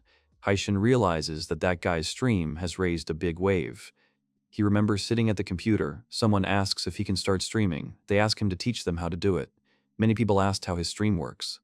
The main character thinks that he is doing this because he can, at least that was his only explanation. The guy sees in front of him a dark silhouette of a girl with wings who stretches out her hand to him. He talks about the endless mana he received about reincarnation. He doubts that there is a person with the same abilities in this world.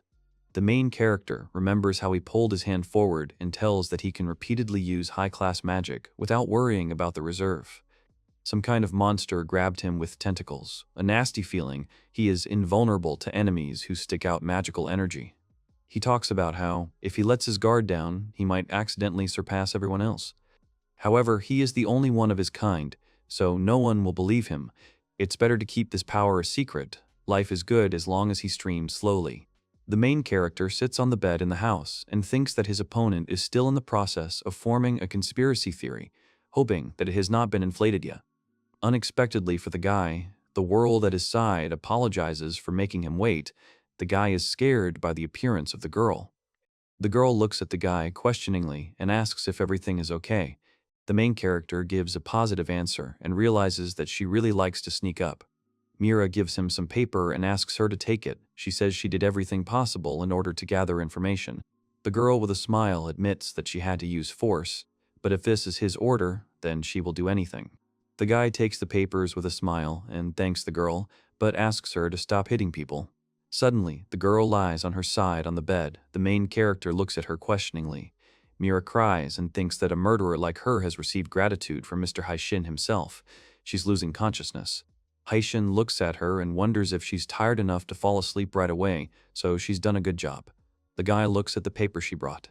The guy sees a map in front of him and realizes that this is in a small southwestern country, which means that some aristocrat from the backwoods is behind all this. Rikpa stands with a mad face in front of his men. The main character wonders if a group has formed that is jealous of Haishin. It looks like they have turned into a full-fledged organization. The guy understands that this is bad. The main character looks at the sleeping world and says that Raven lives up to her reputation. She has collected such detailed information. The girl opens her eye. The girl finally wakes up and rubs her eyes, telling him that if he wants, she can go and find out even more. Haishin asks if she's okay with it. Mira asks to rely on her and instantly disappears. The main character is surprised. He wonders how quickly she found out everything. The main character and Mira are standing on the street under the open sky. She asks again about the request. The guy gives a positive answer. Haishin shows her his phone and tells her that he wants her to find out more about this streamer using her connections, whether this is possible. The main character informs that it is still easier for her to move around. The girl approaches the guy and asks him to provide it to her. Haishin begins to read the papers. According to rumors, Haishin wins the trust of former slaves, ostensibly supporting them, but in fact takes all their magical energy.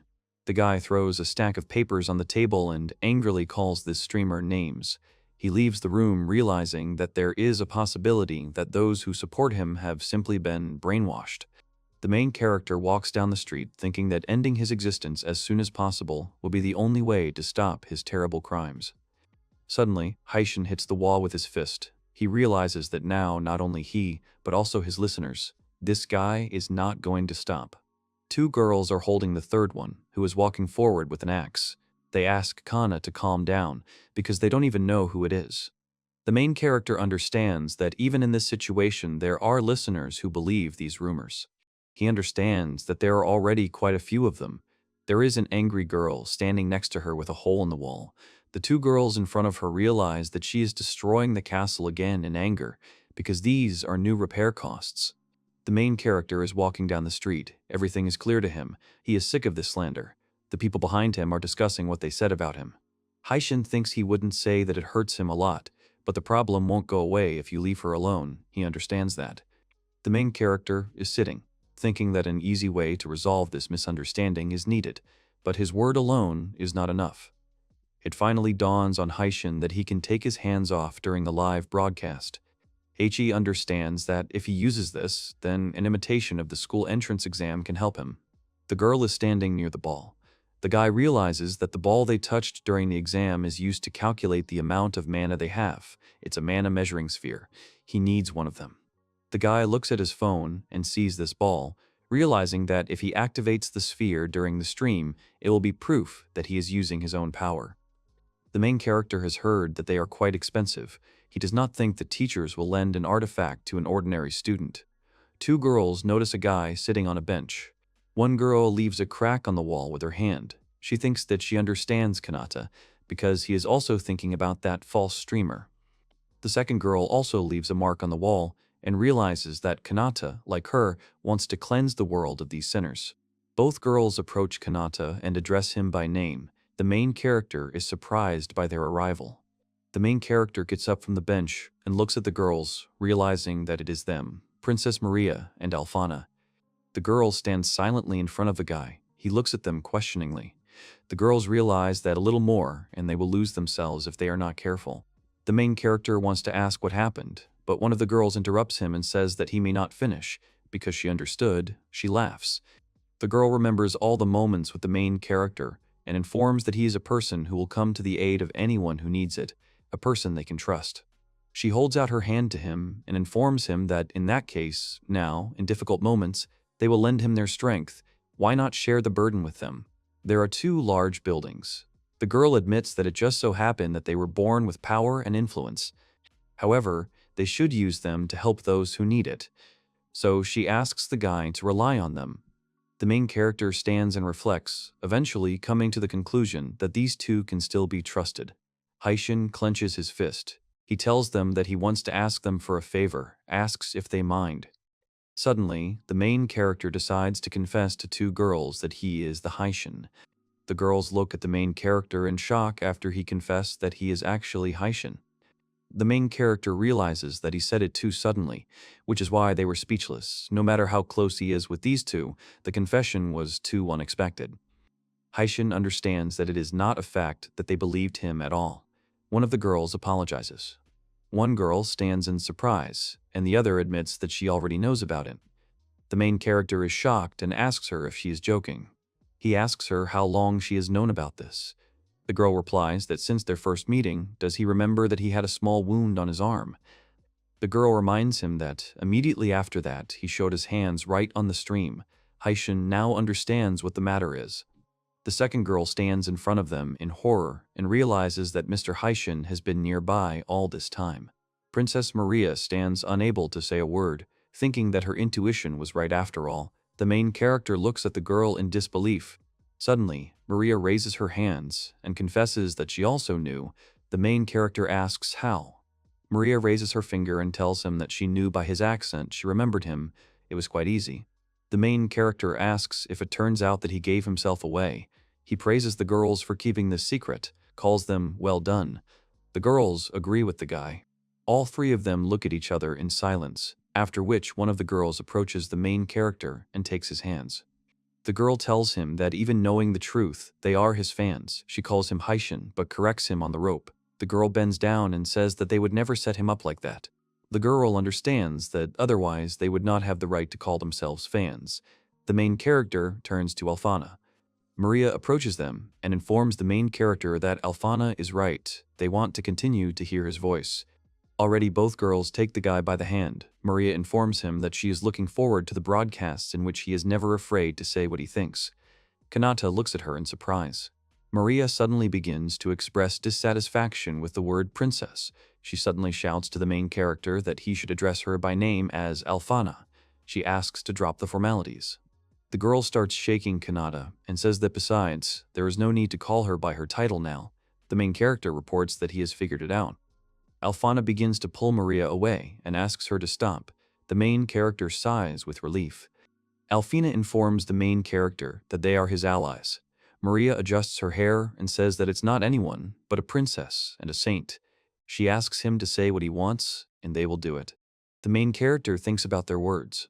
The girl holds the guy's hands again. He realizes that, knowing the truth about him, these two did not tell anyone anything, keeping his secret. The main character understands that it is obvious that they can be relied upon, but wonders what is wrong with them. Kanata realizes that their condition is somehow strangely different from usual. It's even a little scary, or it just seems to him. He looks at both girls and wonders that they are also so close to him, and looks straight into his eyes. The main character turns back and wonders what will happen if someone sees or hears. Suddenly, Kanata asks them to wait and asks about what is going on. The girl wonders if he was surprised because there are no people around. The main character asks how she understood. The The girl admits that she cast a spell to isolate herself from others, even before they started talking, because, judging by his appearance, he did not want anyone else to hear them. The main character thanks the girl, which makes the second one surprised. The guy suggests, in this case, to get down to business. He tells the girls that he wants to talk to them about the rumors around Haishin. The girls say it's a conspiracy. Maria says that she asked mom and dad to do something about these rumors. Thanks to a mysterious assistant, they have already found out their source, so the investigation is over. The main character thinks about this assistant, after which he remembers Mira, who said that she works fast. He thinks that this cannot be. There are a lot of documents on the table. The guy is told that he is accused of mass murder, but such cases are not recorded in their country. But what he does requires a lot of mana, which an ordinary person does not have. The girl reports that, starting with her parents, the leaders of all countries realize that he has more mana than all the creatures of this world. She says that he is using an unknown device to generate mana, thus maintaining the stream. The main character understands that she has hit the nail on the head. The girl says that she is not going to ask if this is true, because a fan like her can do the same. She snuggles up to his back and informs him that, in other words, even if he does not rely on them, many subscribers have already begun to act to end this. His name now has weight. Even ordinary people support him. She represents a bunch of people, as well as demons, and says that among these fans there are enough who will not allow harm to be done to him. The main character does not want his problems to be solved by someone else. The guy clenches his fist, saying that he would still prefer to prove his innocence on his own. The guy tells Alfana and Maria that he cannot cope without their help. They are the only ones he trusts. After these words of the main character, the girls are shocked, starting to fall back from shock. They both fall back to the ground. The main character waves his hand and thinks about what happened awkwardly. The guy starts talking about his plan. The girls get to their feet and are going to listen to the guy. He looks at them questioningly. He asks if they remember the ball they touched when they entered the academy. Both girls agree. It looks like it's a valuable item. It's locked deep in the school. Kanata, sitting on the bench, says that it is this ball that he needs to solve this problem. Both girls come close to the main character. Maria says that the princess will force them to give him permission, and Alfana says that the saint can get permission. The girls tell the guy that no matter how the situation develops, they will take responsibility. The guy tells them that they are too close. He is not iron. The guy thanks them for their enthusiasm, but asks them to step back. Haishin and the congregation join forces to put an end to rumors. How much these events will change Haishin's life will become known in the near future. The main character tells the school is over for today, so he needs to prepare a bunch of things for tomorrow. The time is 4 p.m. The guy says that he will cancel today's broadcast and will prepare for tomorrow. The girls listen to the guy with a smile. The main character imagines how he cancels the broadcast on the computer and thanks the girls for agreeing to help him. The girls understand that there will be no stream today. Kanata turns back and suggests that they start their plan at 6 o'clock in the evening, in the very place they were talking about. Maria tells the guy with a smile that they understood him, and Alfana agrees with her. Night falls. Someone knocks on the door. Alfana opens the door, and a girl stands in front of her. This girl turns out to be Maria. She addresses Alfana by name. Alfana asks Maria what happened. She asks the girl if she wanted to talk about Mr. Kanata. Suddenly, the girl gives a positive answer and puts her hands on Alfana's shoulders. The girl shakes angrily and asks her if he really is Mr. Haishin. Alfina asks Maria if she really didn't know about it. Alfina asks Maria to stop shaking her and demands to calm down first. Maria admits that she can't calm down. Suddenly, the girl runs to the window. She asks how she can be calm. Alfina looks after her. Maria jumps out the window and breaks it. She screams that her idol is in the same class with her. Alfina screams at her to stop ruining her room. After a while, the window becomes whole again. They repaired it with magic. There is a table with various objects in the room. Alfina looks at Maria with displeasure, who asks not to misunderstand her, because it's not that she was sure of it, she noticed something too. The girl folds her fingers and confusedly says that his manner of speech reminded her of Haishin. Alfina asks the girl to stop muttering to herself, because from now on she can use these meetings to make Kanata fall in love with her.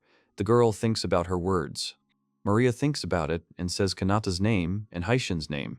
She asks what name she should call him. Alfina is surprised by such a quick change of mood. Maria asks to wait. She is already puzzling over what to call him. She asks if this means that they are almost married. Alfina tells her that she has come to some absurd conclusion again. Maria happily asks when to start planning the wedding ceremony. Now she will be very busy. In her thoughts, Alfana is angry and shouts that she will be Kanata's bride, but in real life, she just laughs and tells Maria that she is joking again. The girl understands that Maria is going to go crazy with delight, so it's better to warn her right away, before she finally goes crazy and uses her princess power on him. Alfana holds up her finger and turns to Alfana, asking her if she can listen to what she has to say. The girl looks at her friend questioningly. Suddenly, Alfana grabs her friend Maria's nose and lips with her fingers and pulls her back, which makes Maria scream. Alfana glares at the girl from above and informs her that when he is at school, he is Mr. Kanata and not Mr. Haishin. She asks her not to forget about it. She says that if she does anything that gets him in trouble, she will not forgive her, even though they are friends. Maria holds on to a sore spot on her face and realizes what kind of face Alfiana has, realizing that she has not seen him since. She had seen such a face when she replaced her alarm clock with a bomb when they were only 5 years old. She had a very similar expression. In Burns, little Alfana with a board in her hands asks if she wants to see the underworld. Alfina asks Maria to think carefully because even after everything is over, they will be the only ones who know his identity. She smiles maliciously and informs him that in other words, they were ahead of all the fans, and from now on they can provide him with direct support. Maria is surprised by her friend's words. Maria remembers all 4 girls who know the real identity of Haishin and says that their number is small. At least for now. A girl with horns is sitting at the computer and crying, wondering if there will be a stream today. Surprised, Maria admits to Alfana that she is right. Alfana is going to tell you something. She says that in this way they will try to support him from the shadows so that the rest of the world does not find out. Maria removes the bandage from her head. Alfana imagines that there is a statue of Haishin behind her and informs them that it is their duty as fans who know the truth. Maria adds that she is also a fan of Mr. Haishin. Maria wonders about their debt. These two were previously called Yandere, however, it seems that this was a mistake. Now they are much more than just crazy groupies. There's someone's phone on the table. Alfana shakes Maria's hand and informs her that they are allies. She offers to support Kanata together. Maria agrees with her, because after all, they are friends. Maria and Alfana, like a princess and a saint, these two who helped each other, will continue to work together for the sake of one person. The girl continues to stand with her hands clasped. There is such a wonderful friendship between these two young girls. A tiger appears behind Alfana. She thinks that she will be the number 1 for Mr. Kanata, and a dragon appears behind Maria. She hopes that she will be Kanata's favorite. Alfane realizes that this is because she is the first to know Mr. Haishin's real identity. Maria thinks that she was the first to recognize his talent before anyone else. The aura of a lion stands in front of the aura of a dragon. In fact, these 2 girls are still ordinary Yandere. Alfana asks Maria if she is a fan like her. The girl adjusts her hair and says she thinks they are the same. Alfana holds the phone in her hands and informs them that today is the night before their revolution. Mr. Kanata is busy, so there will be no broadcast, so why don't they use the archives to raise morale tomorrow? She says that fortunately there will be no classes tomorrow, but just to cheer yourself up is not very good. Maria praises Alfana for such a great idea. Maria, with a malicious smile, asks her friend about which broadcasts have still been preserved. Alfana, with the same smile, replies to Maria that these are questions and answers, in a cool manner. A voice from the phone on the table asks the girls if they both want to become his, and then laughs. The girl begins to rejoice greatly. One gets up in her arms. They shout to Mr. Haishin that they so belong to him. They no longer had to hide anything. They stopped holding back. Wild screams pierced the night silence, because their love for Haishin has no boundaries. At about the same time, both girls stand in front of the main character, who tells them that then they will start their plan tomorrow evening, at the very place. The main character comes home and says that although he is meant to resolve the misunderstanding, he can't wait for tomorrow's special stream. Kanata closes the door and realizes that he, however, needs to prepare for everything first. The main character realizes that it's too late now. He looks around the corner and starts watching. The guy sees a man who won't let any of the students go outside at this hour. Kanata realizes that an ordinary student like him will not be able to convince the guard to let him through. The main character thinks and smiles, realizing who can help him at the moment. As soon as the guy says the name of the world, she immediately appears in front of him and asks if he called her. The girl takes the main character in her arms and starts jumping on roofs. The main character asks her how long she has been here. The girl replies that she has just arrived. They jump over several more buildings, after which a girl in a mask and hoodie asks Kanata about what he needed in the capital in the middle of the night. The main character tells her that he needs someone to help him. Mira remains standing on the roof and looking into the distance.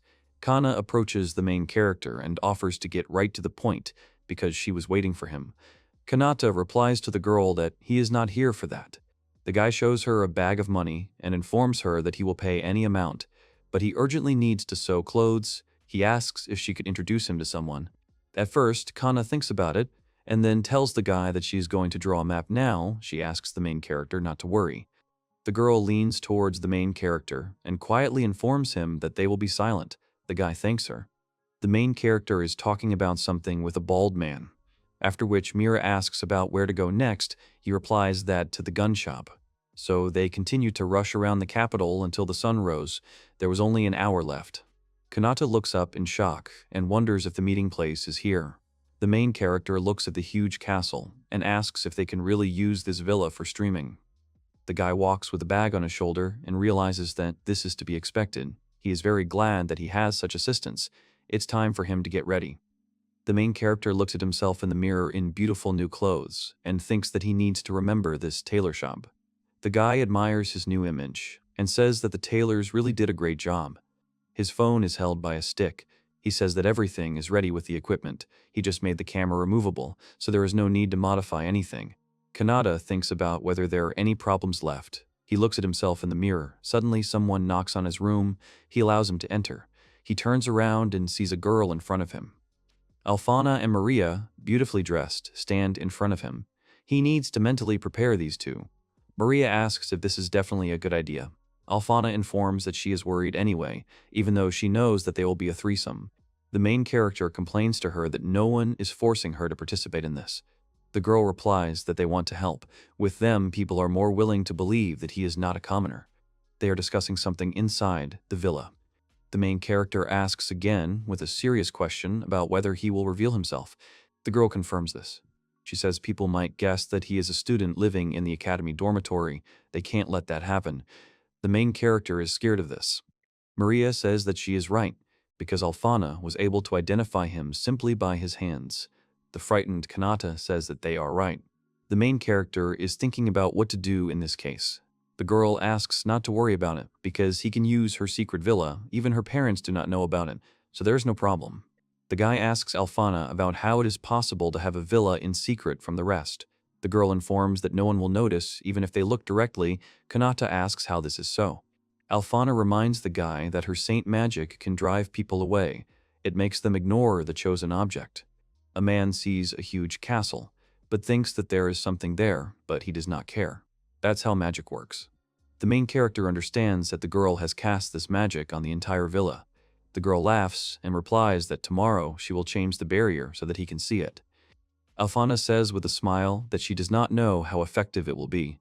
If she mixes her magic with his, he will be able to safely broadcast without worrying about someone trying to find out about their location.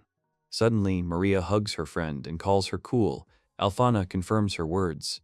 The main character informs that if he manages to master this magic by tomorrow, then he will be able to apply it himself. Both girls look at the guy in shock.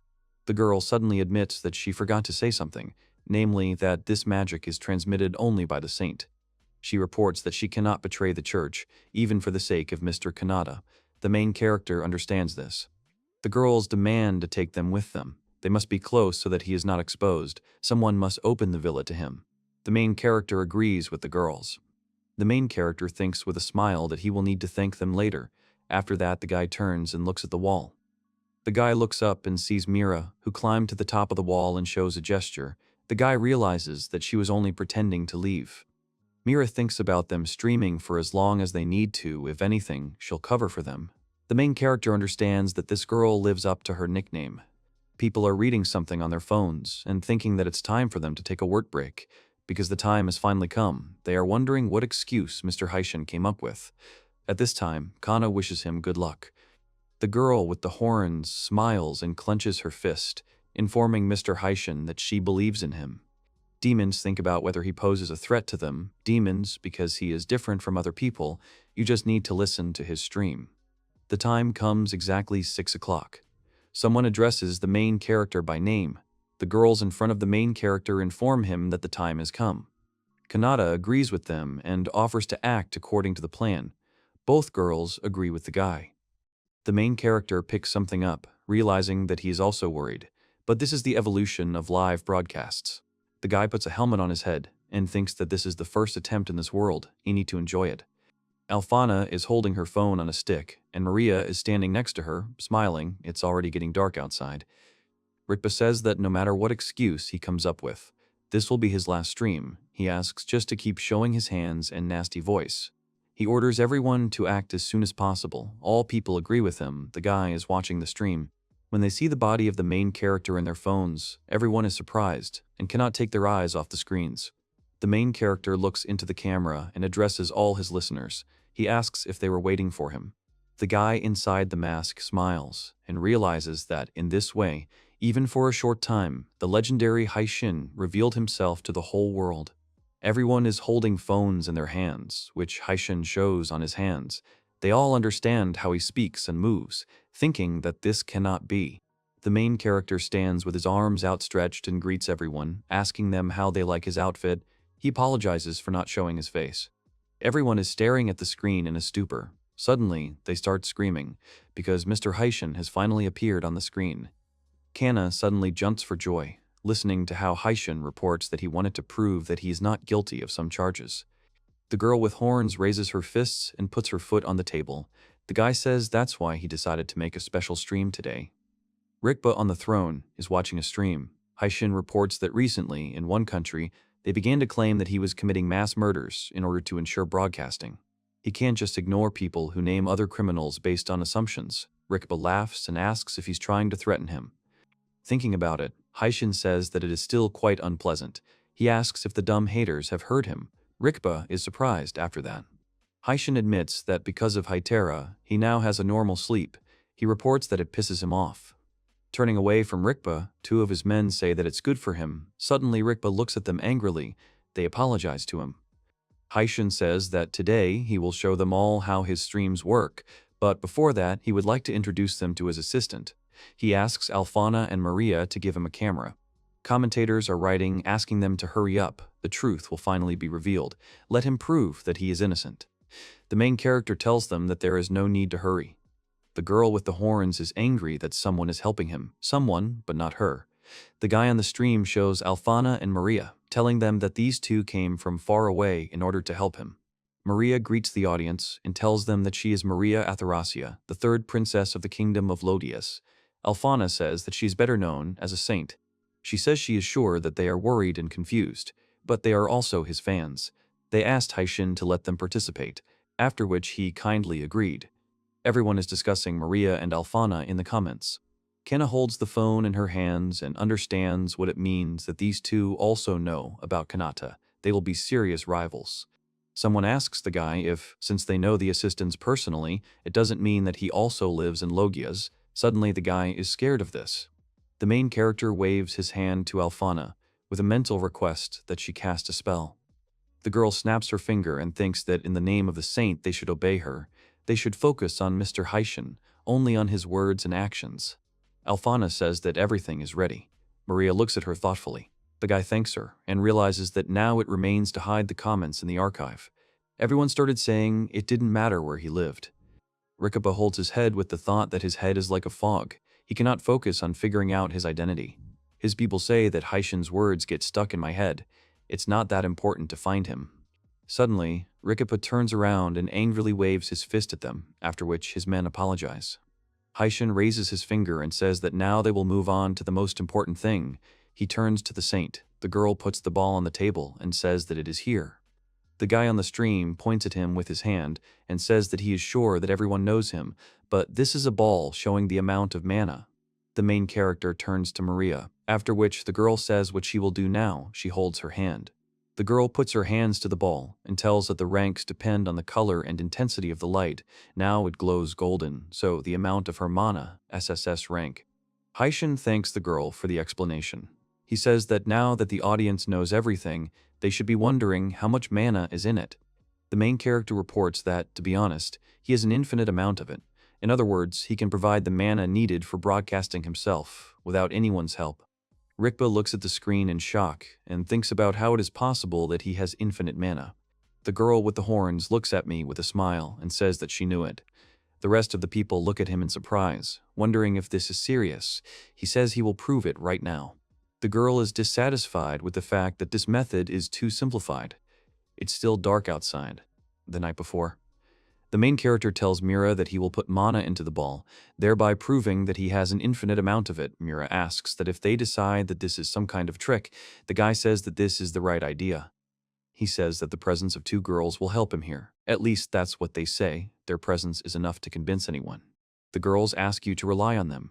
The world on the ceiling is looking at the main character, who asks to look at it carefully. He puts his hand on the ball and says that nothing is happening. Suddenly, the main character puts both hands to the ball, after which rays of light begin to emanate from it. Maria is surprised that it only flashed gold, and immediately returned to the eerie black light. Alfana is surprised that, after shining black a little, the ball turns gold again. Mira thinks about the impression that his endless mana is trying to break out of their ball. Commentators are also surprised by what they saw. The main character hopes that the ball does not break. He continues to hold his hands near the ball, after which it begins to vibrate. Suddenly, the ball flies up. The main character wonders why it took off. The girls are surprised that he shines like a rainbow. They see this for the first time. Suddenly, the ball goes to the window, breaking it. It flies out into the street. The main character, screaming, demands him to go back. He asks where he flew to. All three of them run after the ball. He asks the girls if they could help him. The girls agree with his request. The main character is in a hurry to catch up with the ball, which is why a stick with a phone falls by. The phone is lying on the floor, no one notices, after which all three of them look out the window in shock. The main character wonders why the whole world. You can see them all in the phone camera. All the people and demons are looking at the phones in shock. They are thinking about whether it was an accident, what happened at all. Haishin just walked up to the window. The main character asks all the guys to look outside. It's kinda crazy. Two girls are looking out the window. People standing on the street raise their heads to the top, after which they are surprised. They understand why Mr. Haishin was so surprised. They think what it is. Kana says that it is frightening and fleeting. The demon girl teleports outside, which makes one guy surprised. She says it's beautiful. Mira wonders what it is. Everyone looks at the sky in shock, in which a ball of mana floats, illuminating the whole world around them. Everyone is watching this. The main character says with a smile that it looks like a glow. Very beautiful. Maria looks at him in disbelief. She looks up again and asks if the sky they see is called the Shining. Suddenly, the radiance in the sky disappears. The ball flies rapidly to the bottom. It falls into the hands of Alfana, who looks at it thoughtfully. The girl tells that all the overflowing mana came out of the sphere and created this miracle. Alfana uttered the words that were on everyone's mind. However, this was not limited to one country, spreading to all the others. This radiance proved the boundlessness of Haishin. However, he forgot one important point. Everyone thinks that this is divine grace. They wonder if Haixing is a divine messenger. In the world of Ataraxia, it's a phenomenon that doesn't exist. In short, he screwed up. Rike realizes that the sky has become very strange. They will not be able to defeat him. Rikaba goes crazy saying that this is a blatant lie. He took mana from his slaves. He knows this. His people report that they will not fight with God. The demon girl hubs Kana, standing on the street and holding her hands up, shouting that it was all worth it. The fans decided that the night sky was specially created by him. Haishin looks at the phone in shock and wonders if they're overreacting. The girls say that they will be subscribers of Mr. Haishin for the rest of their lives. The next day, people wonder if there will be a broadcast today. People on the street are happy. Grandma asks if they will hear him today. The girl asks her if she likes him. People can't wait for it to air. The king thinks that they have witnessed a legend. He is glad that he lived so long. This radiance was like a divine miracle. Someone asks if they are also wary, after which someone replies that they are. The creatures discuss that his endless mana is very interesting. They hope that he will come to their country at least once. The main character sits with his eyes closed and thinks that it is a great honor to become so popular, but there is one caveat. People near him say that Haishin lit up the heavens. He wonders if they can't at least let him take a nap during recess. Haishin has to travel every day, so he doesn't get enough sleep. Its cycle consists of a student dormitory, the capital, and Maria's mansion. The main character, with his eyes wide open, listens to the fact that the divine miracle of Haishin was very amazing. One girl points at the phone and asks the guy if this is what he called the radiance. The guy gives a positive answer. The main character looks at them in shock and wonders why they attribute this to him. The main character realizes that in his past life, they existed before their era. Mira in the tree says she's tired of moving. What other divine miracle are they talking about? Kanata looks at Maria and Alfana, realizing that these two are also tired, but morally. A bunch of people gather around Alfana and ask her who Mr. Haishin is, what she talked to her about. They say they want to hear the details. A crowd also gathered around Maria, asking her to tell about what was going on behind the scenes. The girl asks to ask later, because she needs to go on official business. The main character understands that he owes the girls a lot. He needs to figure out how to thank them. The teacher claps his hands to announce that classes are starting. On the way home, the main character thinks that he will come home and get some sleep, after which he yawns, then hears someone say who someone thinks they are. He looks at two guys and two girls who are arguing with each other. The guys say that Haishin is an ordinary person, and the girls say that they are just jealous. The main character understands that such feelings and thoughts were the reason why the pampered nobles started all this. Maria said that sometime after the stream, the royal knights found Rikapa's house and, immediately, on the spot, forced him to confess his misdeeds before arrest. Either the consequences broke him, or he still confessed his sins, but before he was imprisoned, he distributed his fortune to slaves. Rikpa says, bowing down, that he offers this as his humble apology to all of them, and these treasures will not be needed by him in prison. Perhaps something happened before that, but the details are unknown. The demon girl holds the guy by the head, telling him that he apologized. As she said, she calls him well done. It was an hour before the knights arrived. His security was poor, unlike Haishin's. The demon tells the guy that her subordinates are talented, so it was easy to find a bug like him. One of the disputants asks the other what's wrong with her hair. It's better to get a haircut. The guy passes by and thinks that in order for this to not happen again, he should tell his listeners to be more careful in their judgments, not to react too sharply. He understands that, after all, he is to blame for what happened. He needs to be more careful in his actions. There's a girl standing in front of him. Alfana wishes the main character a good day. She says that he seems to be very tired. The main character looks at her and says that she seems to be too. He says that since they are alone, he believes that she is using her magic. The girl tells the guy that he sighed so heavily. She asks if he was really thinking about something. The guy wants to say something. A girl in tears approaches the main character, holding him by the shoulder and asking if he is really going to close the broadcast. The main character waves his head and denies the words. He realizes that the girl is standing too close again. He happily announces that he has received a lot of unnecessary attention, but will continue broadcasting as usual. He will make sure that he and his listeners like the streams, hiding his identity. Alfana laughs and says it's a relief, because she and Maria have already started to worry. The main character leaves and tells her that they will see each other. He thanks her for her support. He is a little uncomfortable with her sense of distance. The main character thinks that these two are too good to be friends with a commoner.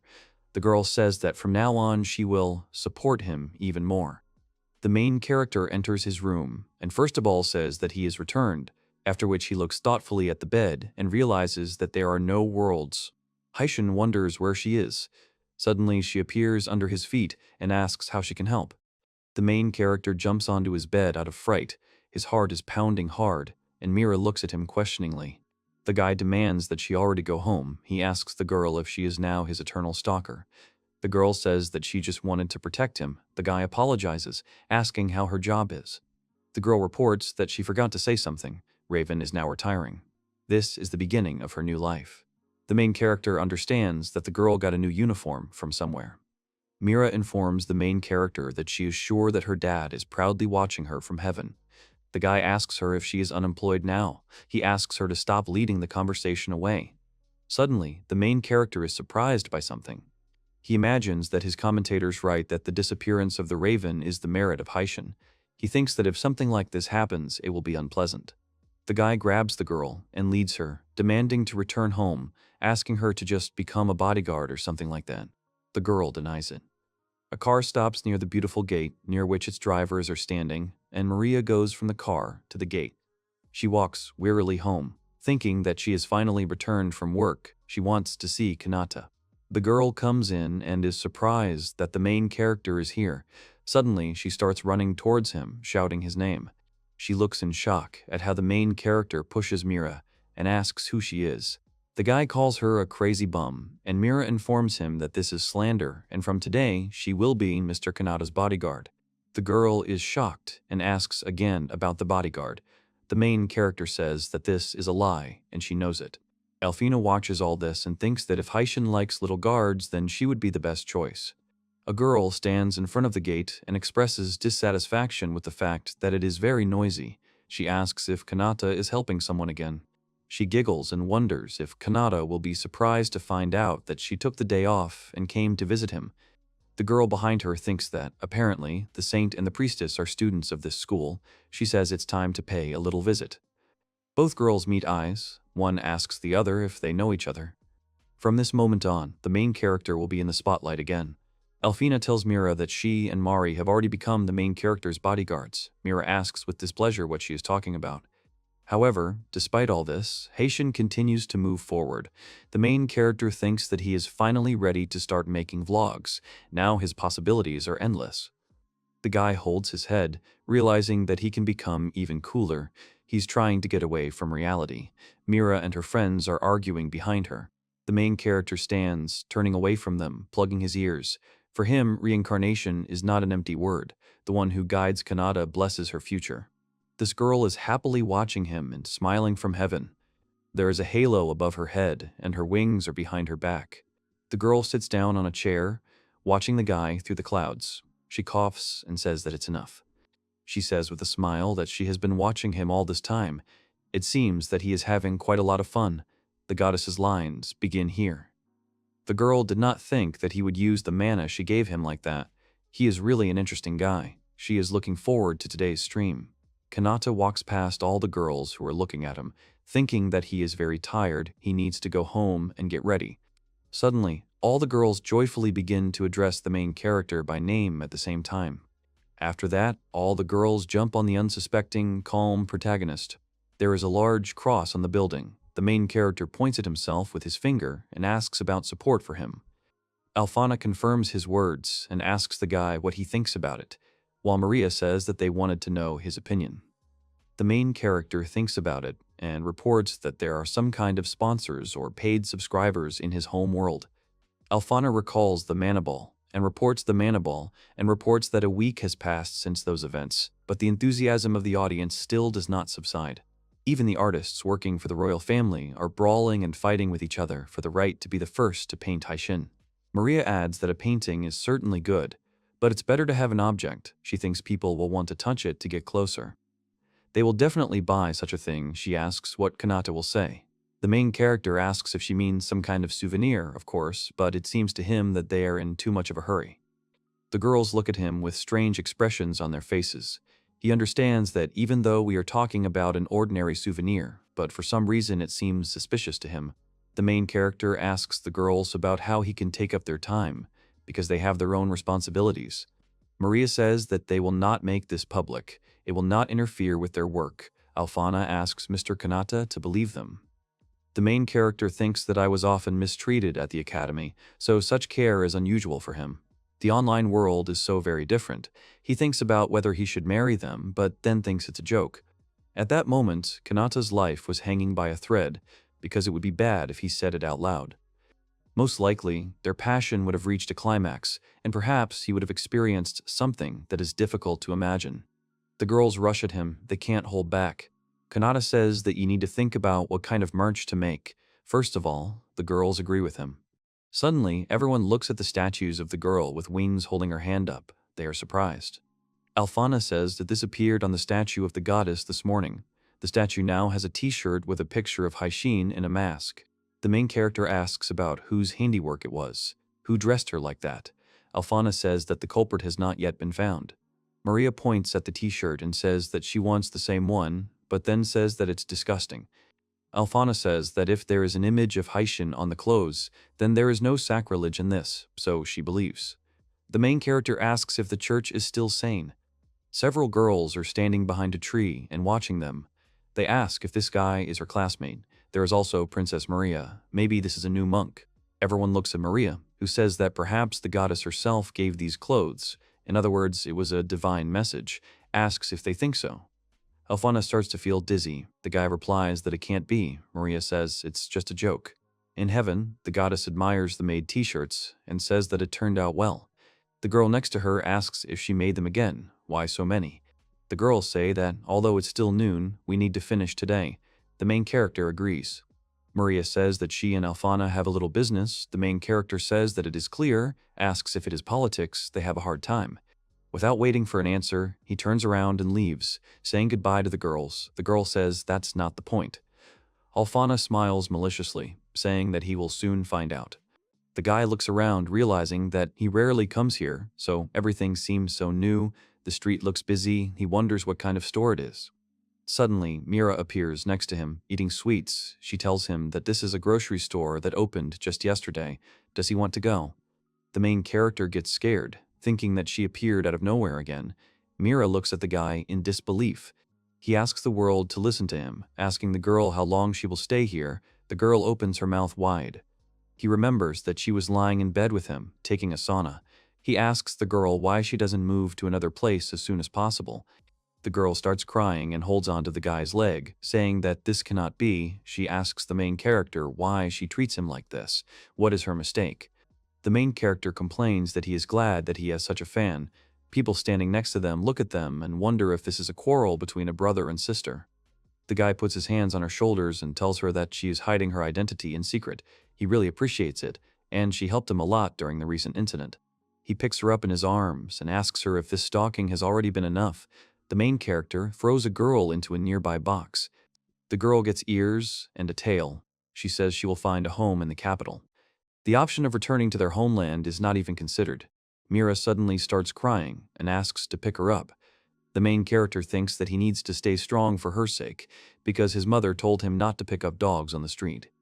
The guy starts to run away. He needs to switch his thoughts. He thinks about what's next for him. Mira looks after him. The girl starts crying again, saying that she heard his catchphrase. She remembers how he said the phrase, "What's next for us?"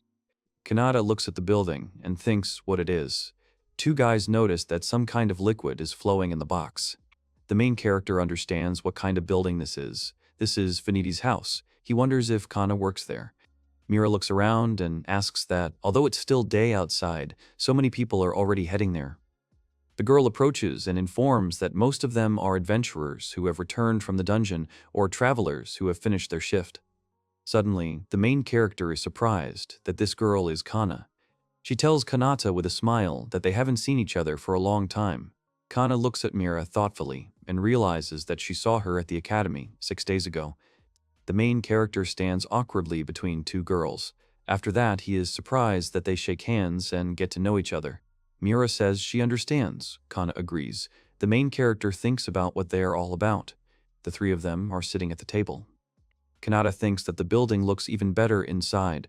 In a previous life, as a student, he would not have been allowed to enter here. Mira asks about how much money has been invested in this place. A cook comes into the room with food. Kana rejoices at the coincidence. She was just about to have lunch. She asks them to eat too. Mira and Kanata look at the food with forks and knives in their hands in surprise, wondering if this is true. The main character wishes a pleasant appetite and thinks about whether the girl allows herself such a luxurious meal. It's incredible. It's not affordable for a poor student. Kana thinks he's cute. There are several empty plates on the table. The main character asks Kana about who she usually dines with. The girl replies that she is usually with her friends. She suddenly asks the main character if he is familiar with Princess Mary and Saint Elphin. The main character gives a positive answer in perplexity. The girl smiles maliciously and informs them that she recently had lunch with them. The main character looks at her in surprise. Mira just continues to eat. It's cloudy outside. The main character asks Kana about when they managed to get acquainted. The girl replies that about 6 days ago. She remembers how two knights stand with the girls and say that they like this place. The second one offers to have fun. Kana says that after the incident with the nobleman, some knights began to go to them. Thanks to this, they established relations with the royal family. The girl remembers how Maria met her, surprised, and asked her if she was pregnant. Since they have the same famous favorite, they decided to have dinner together. Kana asked the girl if she also knew about his real identity. On the same day, they discussed it with great enthusiasm. The main character looks at Kana in surprise and drinks something. Kana reports that they discussed the creation of the Association of Haishin Supporters. They were able to unite this idea. The main character spits out the whole drink in surprise. Mira looks at him.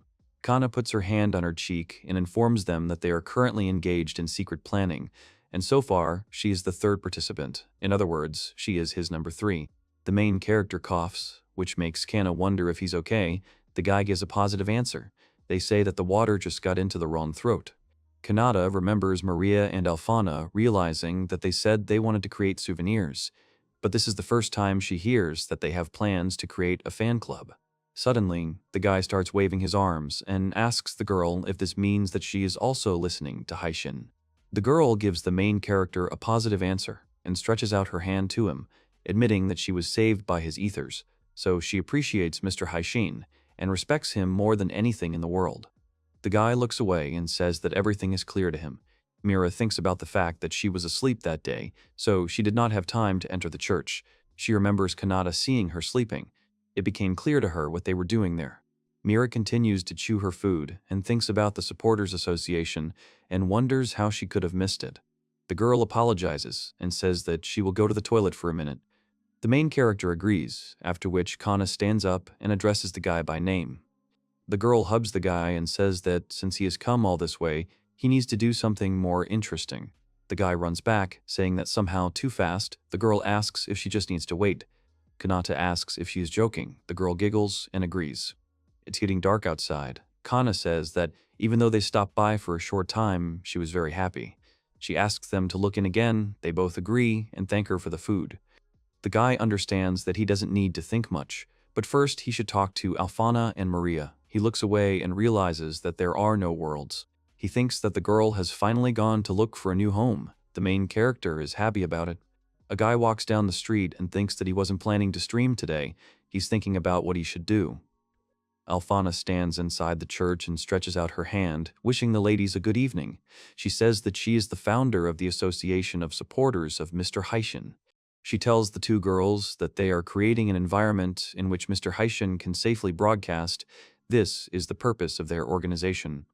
Maria asks if it sounds a bit formal. Kana reports that she thinks this manner of speech is perfect. The girl laughs and thinks that at first those who are familiar with the situation will join them, but later they will remove the restriction on participation. Suddenly she notices something black upstairs and conjures some liquid with her fingers. She thinks that these are uninvited guests, gives the liquid a sharp shape and throws it at them. The girl understands that it seems that they are not so strong, but they were still able to overcome her barrier, which means that these are not ordinary people. Two silhouettes appear from the black portal. Two girls repel Alfana's projectile. One of them asks if this is an entrance test, if they want to check if she has enough strength to defend him. All three girls look at them in shock. A demon and mirror girl appears who apologizes, saying that she would also like to join. She is a former contract killer. The demon informs that she also wants to join them. Mira looks at the demon girl and wonders if she came here alone. The demon looks at the girl thoughtfully. Maria points her finger at the girls and informs them that at that time these two were also near the academy. Kana tells Alfana that these girls seem to be on their side. Alfana agrees. She folds her fingers and offers them cooperation for the sake of their common idol. All the girls simultaneously put their fingers in the same one as Alfana, saying that this is Mr. Haishin's sign. The goddess is watching from above and laughing. She reports that the further away, the more interesting it is. She wonders what it means if this is the second arch. The goddess informs that Mr. Haishin should become more and more famous. That's the whole plot. The girl next to her looks at her in shock and thinks that the human world has really influenced her clothes and sense of humor so much. The main character does not even suspect that there are even more members of the fan club. The guy is relaxing in the sauna and thinks that this is bliss. He is interested in what the others are doing now. Kana asks if he likes such beautiful girls as Princess Mary and Saint Alphana. The guy reads the comments. Mira writes that it is better to be strong than beautiful, advises choosing a girl who can protect him. The demon writes that she is also strong, taking time for her beauty. The guy is surprised how quickly he answered. The main character, sitting at the computer, asks himself if he likes this type of girl. Probably, yes, next to a beauty, of course. Any guy will be happy. Kanata sees the guy's comments that they don't have a girlfriend either. The main character lets out tears of happiness because he doesn't have a girlfriend either. People like them need to stick together. From two phones on the stone, he hears the words that single guys are his best friends. One girl asks the other if she has heard it. The other gives a positive answer. The girl folds her palms, starting to scream. They scream that he said he likes them. The main character sees that the girls say that Alphana and Maria have a fever, so they did not come, and one of them wanted to work out with them in the fresh air. The guy understands that it will get a little boring now, but he is not in a position to visit them. By the way, it's strange, an ordinary cold can be cured with magic. The man informs that today they will practice one-on-one fights. The guys ask if he is serious. Kanata looks at the clothes. The man says that they have given them special clothes that protect them from magical damage. When they come under a deadly attack, a protective device will work. The badge on the chest will be destroyed. If it is destroyed, the clothes will take all the damage on themselves. Their body will not be harmed. Kanata understands that the winner will be the one who successfully destroys the opponent's badge. The man asks who wants to try first. One guy grabs the other by the head and tells him that they just wanted to be the first. Haishin watches them, realizing that this clown is aroused again. He asks the guy if he will refuse him. The evil guy attacks with a magical attack of the second one, who screams and looks at him in fright. The badge on the guy's chest breaks. He falls to the ground. The teacher says that's enough. The guy looks down in frustration. He goes to the crowd of people. The second guy is happy and says that the opponent is too weak. Kanata looks at the defeated guy and realizes that this is what happens when they force a guy to fight who is not mentally ready for it. The guy points his finger at the rope and says it's his turn now. He waves his finger and orders the commoner to come here. The main character sighs and agrees. He took advantage of the fact that Alphana was not in class. People are shouting that he killed him and humiliated a commoner. The teacher asks you to stop because it's just a workout. The man looks at the guys and asks them not to pay attention to the students. He demands to start. The guy with the crazy smile starts to conjure. The guy screams that it's a flame. He directs a stream of fire at the main character, who just stands with his hands folded behind his head. The attack disappears. Kanata stands silently. The guy thinks about why it disappeared. He screams that he has just used a deadly attack. The teacher thinks that this was definitely not a protective effect of clothing. The teacher thinks that the main character used a layer of magical energy, but refuses this thought. Rather, he created a wall. He knew that this guy was a real talent. The main character is thinking about his new defense, which is based on knowledge from a previous life, although he used it for the first time, so he was a little worried, but not much. The guy remembers the pages from the manga and thinks that who would have thought that the memories of the manga he read would be useful in another world. He thanks Katakawa for churning out fantasy. The main character tells the guy opposite that now it's his turn. He asks him if he's ready. A guy with a smile conjures a flame. The guy is surprised. The next moment the flame is near his face, from which he flies away. The badge is destroyed. The guy turns with a smile. The guy is lying without clothes. He thinks about why he is the only one whose clothes burned. The teacher praises the guy for having perfect force control. It was great. No wonder he is considered the most promising. Kanata thanks him. The teacher says that the domination of the aristocrats has been going on for a long time, although it is annoying, but the words of the teacher cannot change the way of thinking, but he will not allow them to go beyond. People say that an ordinary hillbilly is just lucky.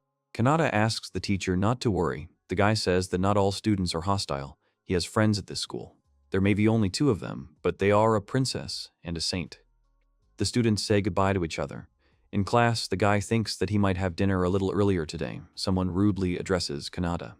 In front of him is the guy he defeated in a duel. The main character understands who it is and says that fortunately he has a changeable uniform. The guy offers Kanata a chat. The main character pretends to be scared. The guy reaches out to him. Someone asks him to stop. One of his friends asks, what if the saint found out about it? The girl says that's right, he has already disgraced himself today.